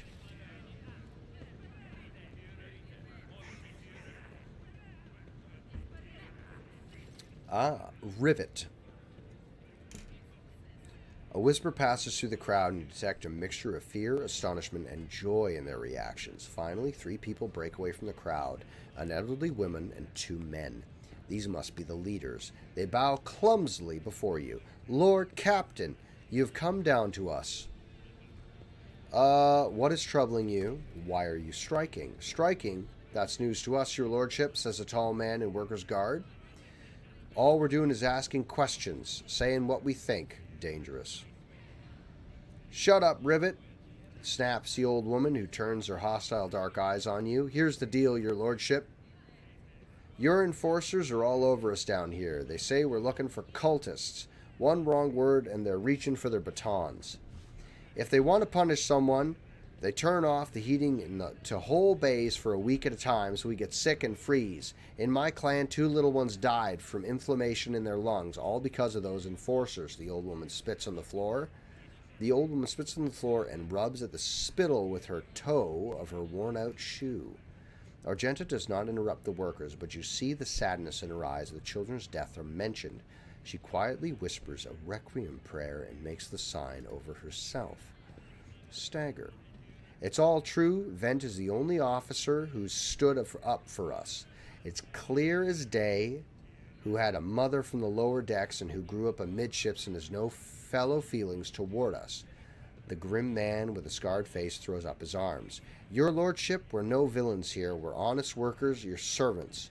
We've plotted no disorder, and we went on strike openly, and now we've got guns pointed at us. All we're doing is asking to be allowed to work in peace without being harassed. Okay.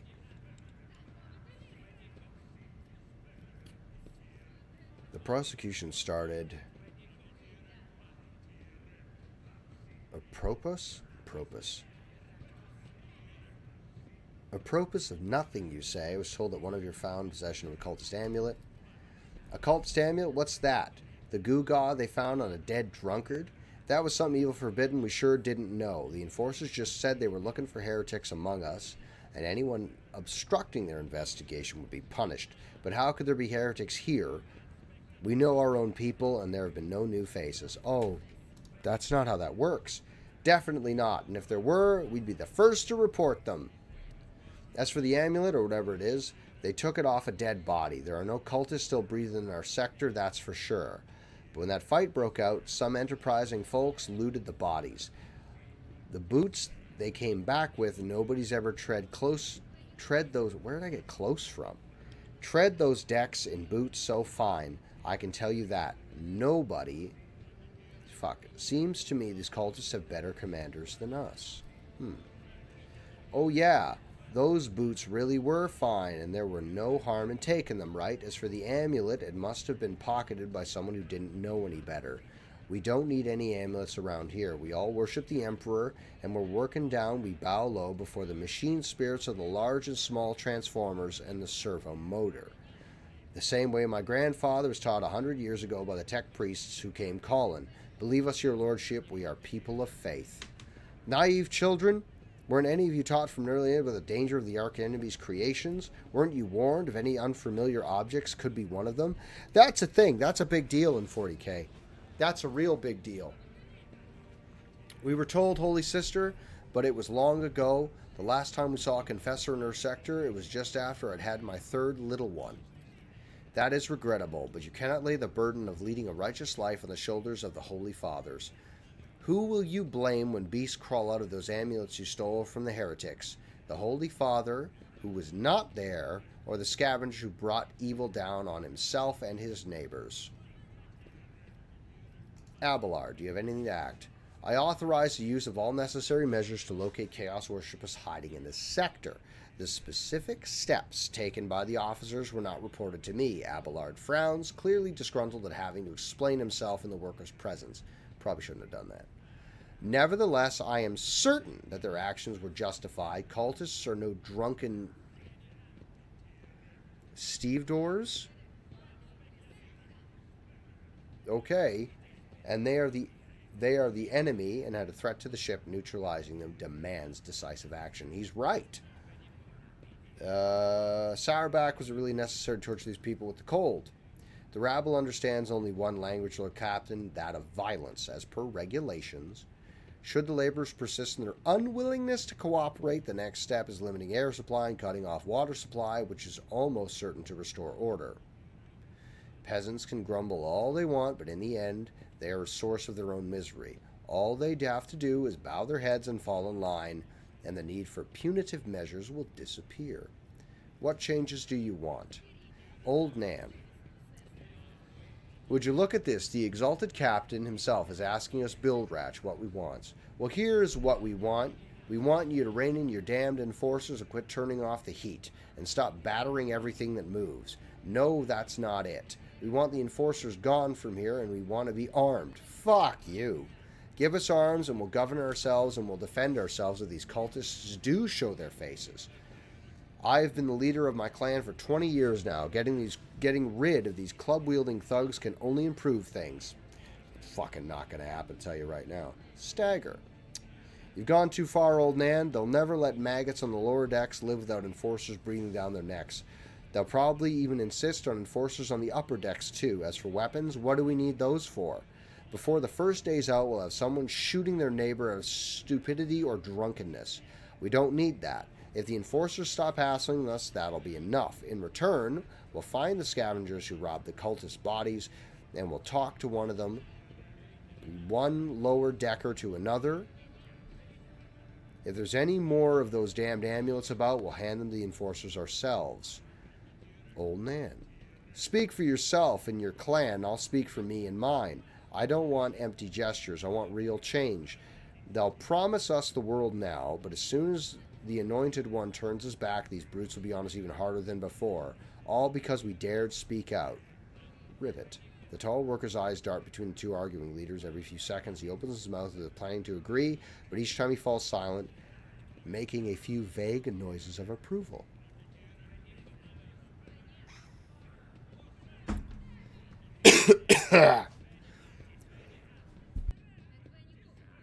Excuse me.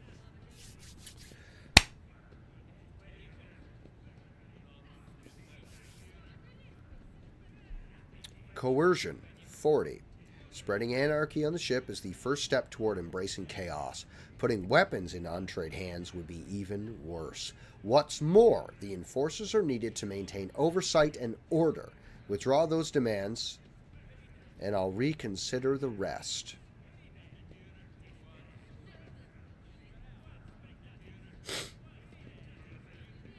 Let's ask if Abelard had any thoughts before I do that. The story about going scavenging for boots and accidentally picking up a heretical element doesn't convince me. These people were moments away from rebelling and possibly becoming minions of the archenemy. We must not give them what they want. Even if they did acquire something innocently, purely out of their own stupidity, it does not mean they are not tainted with corruption. Fuck, he's not wrong again. What begins as petty thievery can turn into a far graver problem. I have seen it before. Abelard's face darkens momentarily. In my second war, there was a sergeant in the Imperial Guard regiment that was stationed nearby. The sergeant took an ordinary pocket knife from the body of a heretic, and his whole unit lost their lives for it. When they finally managed to break into the barracks, they found not a single survivor, only the pocket knife, which had grown through all the rows of beds like a metallic choking vine.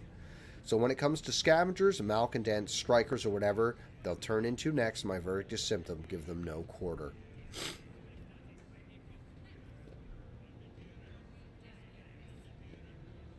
Coercion 40. The tall worker they call Rivet shrugs and casts a sidelong look at the old woman. Old Nan, listen, listen. The Lord Captain himself has come down to us and is offering concessions. I don't know a single person in the whole of Deep Before who's ever stood next to the rogue trader, let alone talk to them. Back down. Now is not the time for you to be a stubborn old crone. Give me your spit out, sir. Listen to us, Old Nan. There are 3 clans of Depot 4 ought to act as one. We've made up our minds. It's your turn to decide. Don't ask them to disband the enforcers or give us weapons. We don't need any of that. The old woman hisses in dissatisfaction. You two are ganging up on me, is that it? So brave you are against an old woman, but I'll shut up. I will, indeed. I won't go against 2 clan leaders on my own.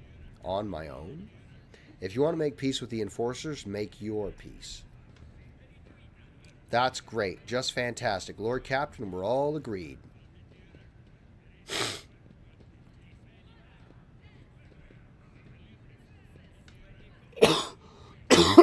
Sorry, guys. This talk is fucking killing my voice.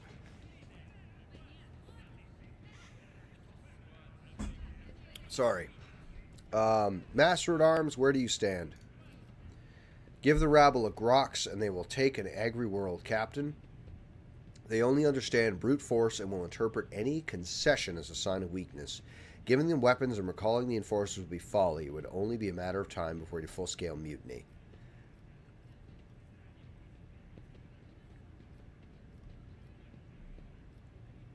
Persecution will stop. There you go. Thank you, your lordship. You've not abandoned this lower decks. You came yourself to settle everything. I'll tell my grandchildren about this. Of course, your lordship, we root any nasty business faster than the enforcers and will leave no stone unturned. Good. Now, there's a puzzle here. Attention to detail is the key to success. What do we find? Goods? Give them to me. Give me your goods. I'll take all your shit. Worms around. Warms to the base. Drag deck chairs here to be warm. There is a puzzle here.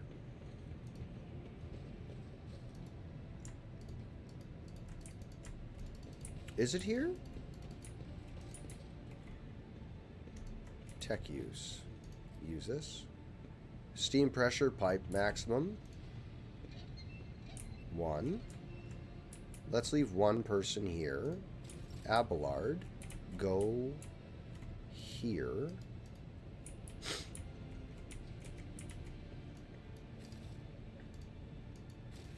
And I believe there's a steam pipe. I think there's 5 steam pipes. Oh, Argenta.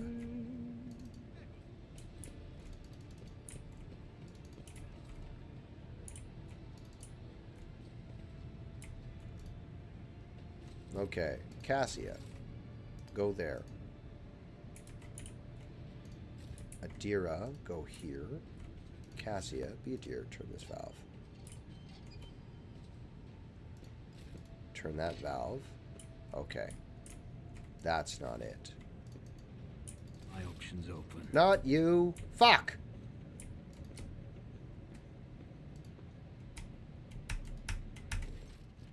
Son of a bitch.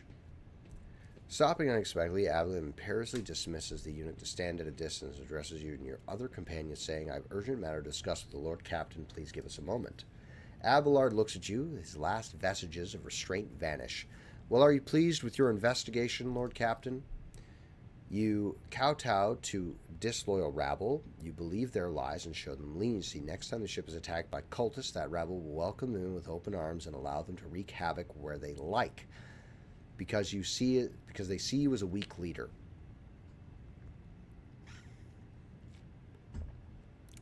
Is that how you see your future at the helm of the von Valancius Protectorate?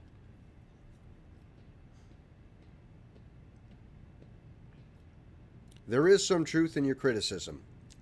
I should say so, he heaves heavily, but is visibly relaxed. You simply needed to trust me.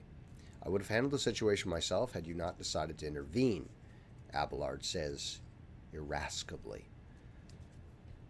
Remember Lord Captain Theodora. Do you think she ever set one slippered foot on the lower decks? No, she did not. Such matters were left to myself and the junior officers while she dedicated herself to the grand designs of the Protectorate, as any true strategist and rogue trader ought to. Oof.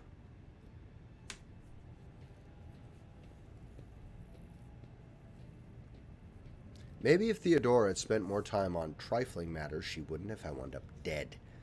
There is a new Lord Captain aboard the ship now, and I will not repeat her mistake. Oh, Jesus. These are all dicey decisions.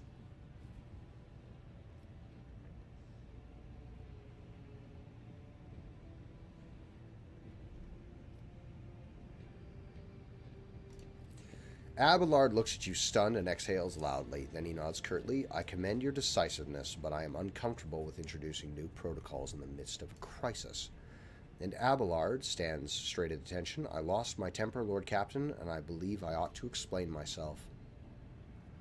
Abelard speaks slowly, the words not coming easily to him.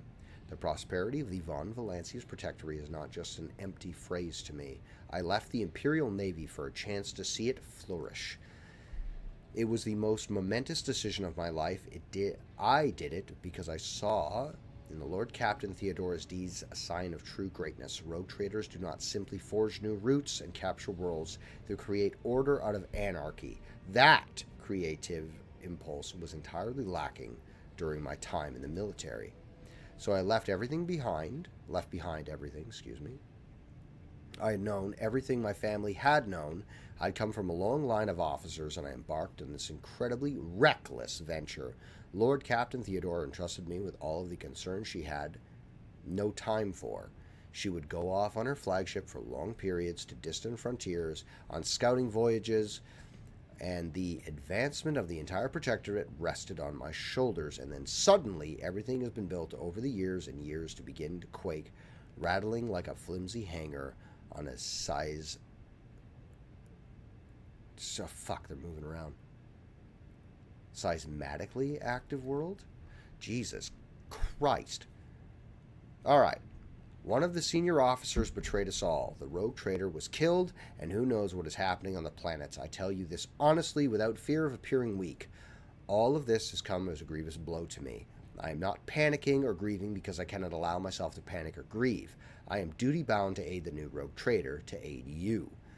To find your footing as quickly as possible, and to do that, I must insulate you from problems in the past that have been dealt with by tried and tested procedures set out in the ship's regulations, procedures that were established long ago. I have functioned smoothly for decades and cannot suddenly be deemed excess to requirements. Okay. Theodora trusted in established procedures, and as she died, I won't make the same mistake. If you want to keep building the future with one, stop living in the past. Accept it and start living with a new world. Theodora is gone, where you and I have new decisions to make. The prosperity of the Valancius is just as important to me. You're the only person who has comprehensive knowledge of things ruined. I think the future will follow your recommendations. I value Theodora created. Instead of working, see no reason to change them. Plenty of sentiment and hand-wringing in recent days, very little competence. We're not going to say that to him.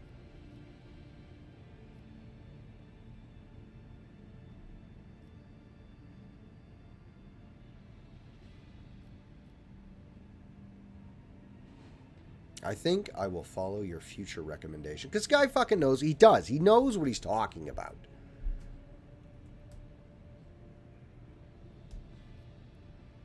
He does. It's this one or this one. No, this one. We'll go with 3. Abelard dips his head in a sign of assent. The shadow of incredible strain, which evidently had been wearing on him for some time, finally lifts from his face. I'm glad to see the value and the foundations laid down by your illustrious predecessor. Why fix what isn't broken? As for me, I shall endeavor not to cause you any further consternation, Captain. Now please let's leave the lower deck. If the rotator desires such stretch his legs, there are far more suitable places. Now! I have a nose for profit and a taste for adventure. There is a... nothing. Open this door for me. Because we want... turn this valve here. Nothing. Give me your goods. Give them to me. Yes. Okay. So, Hold on. Son of a bitch. Everyone left. We're Sarian. It's just the two of us, eh? Okay. Let's solve this puzzle together. Nothing. This one's already turned. I must be missing a gear. Is it this one? Nothing. Ah. That's the last gear.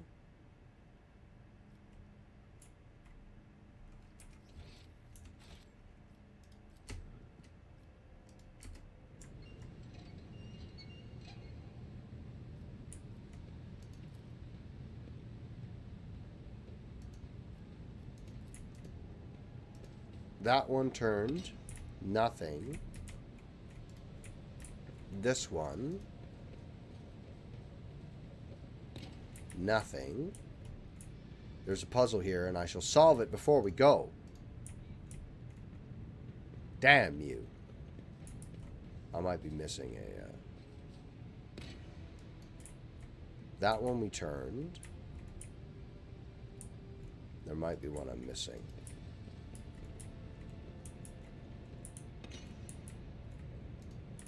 Here's one.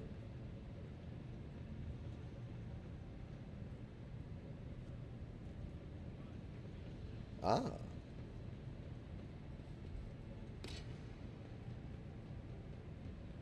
Nothing. There's one.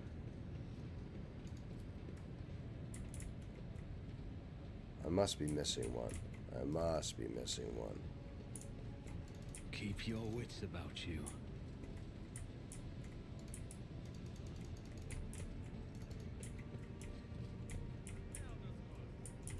Must be missing one here. I recall there being an order to this the last time I did it. Is it down here? Because there's no heat pipes. Just gonna hold down that the whole time. Let us not dawdle. Is it in here? What's this?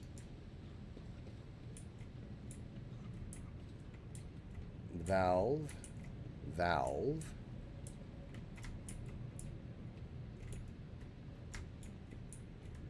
That's a door.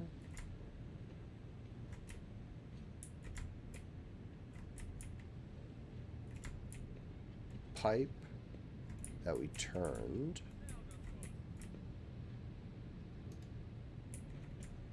That's the first pipe we turned, right? And then that was the second pipe we turned. Rise to the top. There we go. Okay, now try this pipe. Nope. Now try this pipe. Nope. Send you here, and you go to this one. No, you go to this one. Sarian, be a dear. Turn this. That's not the one. Alright. This is a lot easier when you have like 5 people doing this puzzle. You son of a bitch. So it's not that one. It's not that one.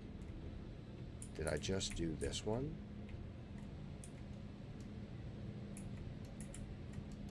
It's not that one. It's not that one.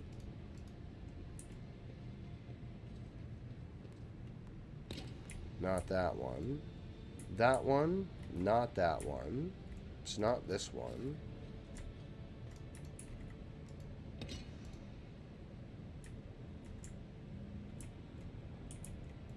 I'm about ready to look this up. Always keep your eye on the prize.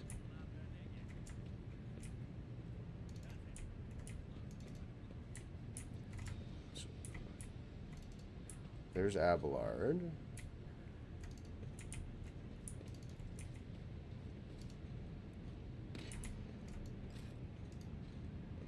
That should be the end of the puzzle to open it.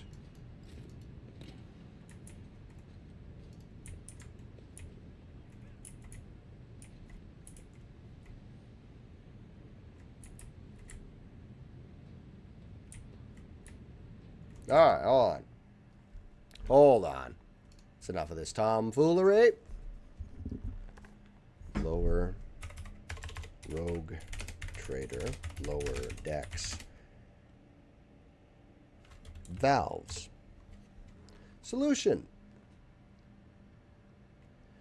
Hint. Thanks.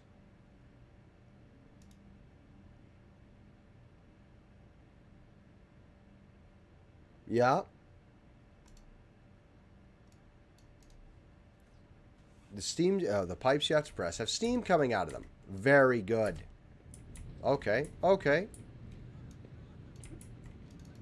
A lot of moaning going on down here in the lower decks. Not that one.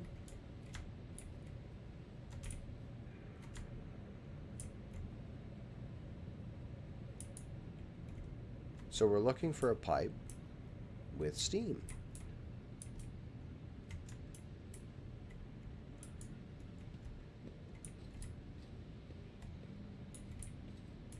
Pipe with steam. Handle with steam. Or rather, a valve with steam. Not you. Right? Are you a valve?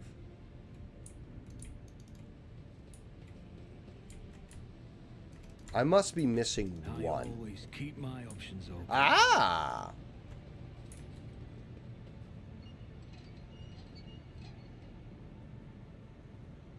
Right? Okay. Okay. So, what about you? Do you have anything?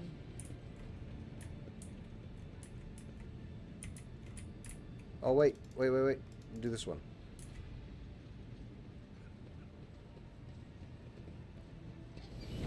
Yes! Tech use. Give it to me. Yeah! We did it, everybody. We solved the mystery of puzzles. Keep your wits about you. Now. About me. Keep them. My wits? No. I shall discard my wits post-haste. Then we're going to go up. We'll level everybody up. And then...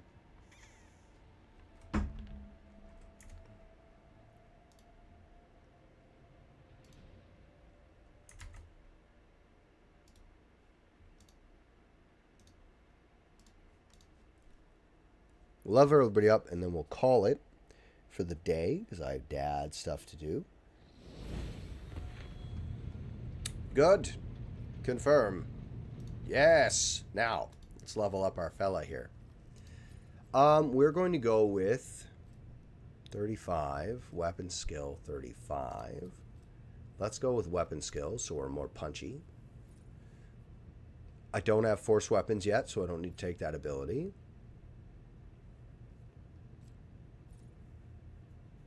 While the Psyker is not target line of sight, Psyker's cover, all resistance tests. When the Psyker uses a damaging ability on a target that are 6 cells further away, suffers an additional 3 damage. That would be fucking brutal with the fire. An enemy within 2 cells in this inventory suffers half this damage. Does not trigger the talent again. Do I get... Ah! Here we fucking go. Adrenaline Surge. All the psychic attack, including those psychic powers. Now, poison enemies. Poison and fire. Fuck. They gain 2 stacks. If that damage was dealt to a target adjacent to the Psyker, they gain 2 stacks instead. When the Psyker suffers lethal damage, the stacks of sanguine ciphers are removed to reduce this damage by -1 from each stack until all stacks are removed or damage is no longer lethal. That sounds amazing. Whenever the Psyker heals themselves, well, do I have healing? Do I get to heal? Can I heal people? For immunity, healed or heals any. Ally dies. When an enemy adjacent to an ally dies, the ally gains stacking corpus conversion effect. Multipliers are adjacent to dead enemy. One is selected at random. The Psyker's next psychic power that targets only the target with corpus conversion will work if the Psyker's psi rating is 2 or higher. Don't need that. Don't have that yet. I do need my psi rating to fucking go up. That'd be tight. If I could do that. Hold on a second. Let me, is there something I do to increase my psi rating? Hold on. Plasma. Swift movement. Ooh, extra movement. I can get behind that. Sanguine Siphon does sound fucking cool. It will not die is excellent.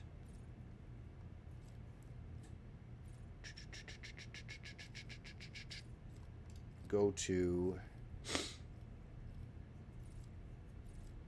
Not a chain weapon. He'll be using a force weapon. Absolutely be using a force weapon, because force weapons are awesome. Blade of Light, if that's a force weapon. Heroic Act. When a Psyker is not line of sight. Psychic Barrage is going to be fucking brutal. Where's the poison one? Burning Blood. Fire Within. Every time the Psyker kills or scores a critical hit against 8 creatures in one combat. Huh? Melting Armor. The enemy's armor is reduced by 5%. That's 0.5%? Just 5%. Okay. When the Psyker is burning, the Psyker's psi rating is increased by 1. And the Psyker's resolve is increased by +2. Wow. Wow. All damage, overtime effects applied to Psyker gain a chance percentage critical hit chance. This chance is increased by bonuses. Let's go with fire plus poison, because that's gross. We'll do that. Okay. She's an officer, so let's use some officer abilities. Allies resolve. Get back in the fight is going to be very useful.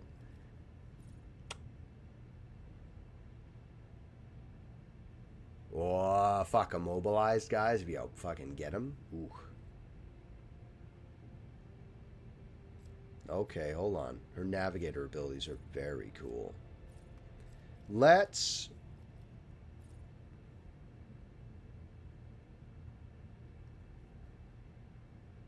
Until the start of the officer's next turn, all melee attacks made by the target deal additional damage equal to the officer's fellowship bonus multiplied by the number of enemies adjacent to the target when this is ability.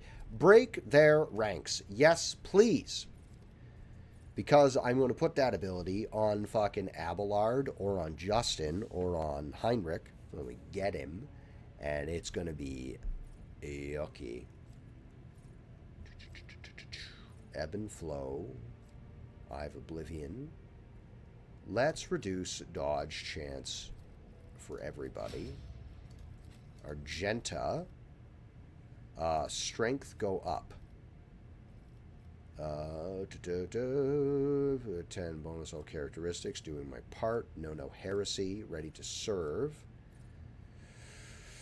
All allies, excluding xenos in the Cardi, gain the same characteristics chosen for humanity's finest. I don't know what I picked. Litany of Hatred. Demons and warp damage. The Emperor protects. Let's... If I do this, her strength becomes what? I don't...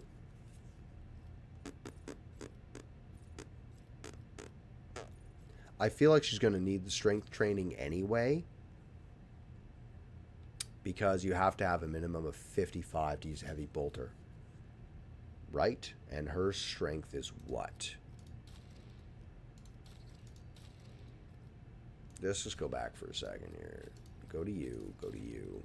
Strength is 35. So yes, we will have to do that. Okay, that's fine. Strength go up next. And then strength go up. And we'll get the rest of the way. I'm fairly confident we'll get the rest of the way on our own. So creates an area that lasts till start of cycle or last when they're psi rating to their dodge. We'll take that, thank you. And then for this ability, we will use Warp Lore. Next. Abelard, my meat tank, my man. Abelard. I will give you, what's your toughness at? 55, weapon skill 45, agility 35, strength is 40. Please hit objects harder. He has no warp abilities. Let's go to recommended. Allies affected by brace for impact do not suffer negative effects of melee superiority. Very useful. In melee combat, any target surrounded by more allies and enemies relieves a plus... Fucking give me that. Is that a passive? I think so. Complete. Alright, so he's going to move straight on into Vanguard. That'll be that. That'll be that. Is there any thing we can put on our characters to make them better than they currently are? I don't think so until we get into where we're going, which I'd love to be able to get to go places, but they're not letting us. So let's have a gander. Let's see if there's anybody we can drop a quick little fast raid on, because I've grown-up stuff to do here. I've got grown-up things to get at.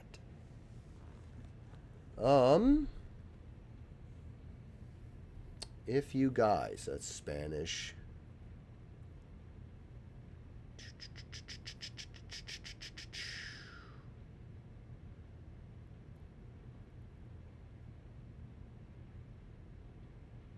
Here we go. I will drop us on one of my personal favorite streamers. He certainly does not need the help, but is... hold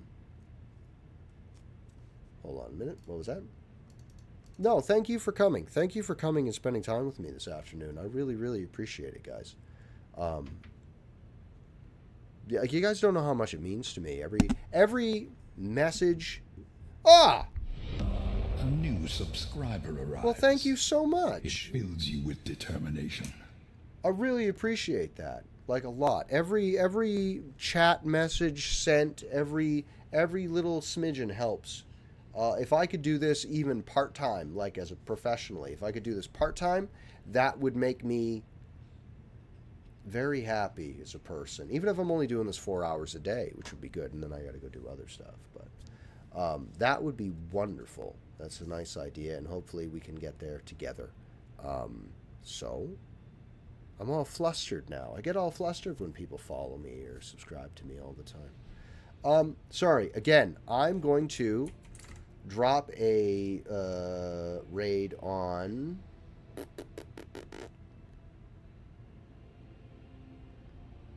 Could just go right to Soviet. I won't have time to watch anyway. Let's find somebody who... Soviet is playing 7 Days to Die. If you guys are interested in survival gathering resource games, Soviet's a really good time. There's that. So I think I'll do that. Maybe he'll notice me. Or I could drop it on somebody who... Yeah, we'll do that. We'll do that. Why not? He certainly does not need my help, but why not? Why not? We'll do that. We'll do that, and then I gotta go. I gotta do some stuff. I gotta clean my house and do all kinds of what's-its. Because, you know, that's what you do. That's what you do when you got responsibilities. That one with that baby. Anyway. I'm going to go. I very much hope to see you all again tomorrow for more Rogue Trader. I may stream later this evening. If I do, it'll be something fun and quick. Probably Deep Rock Galactic, or maybe Endless Space 2. More than likely Endless Space 2. But, yeah, we can give that a go. But Rogue Trader in the morning, something else fun and light later on in the evening. I don't know. But, yeah. Thank you very much for coming and spending time. Thank you very much for subbing. Everything helps. Everything gets us where we want to be. And I really, really appreciate it, guys. So what I want you to do is look after yourself and look after somebody else. And I will see you next time.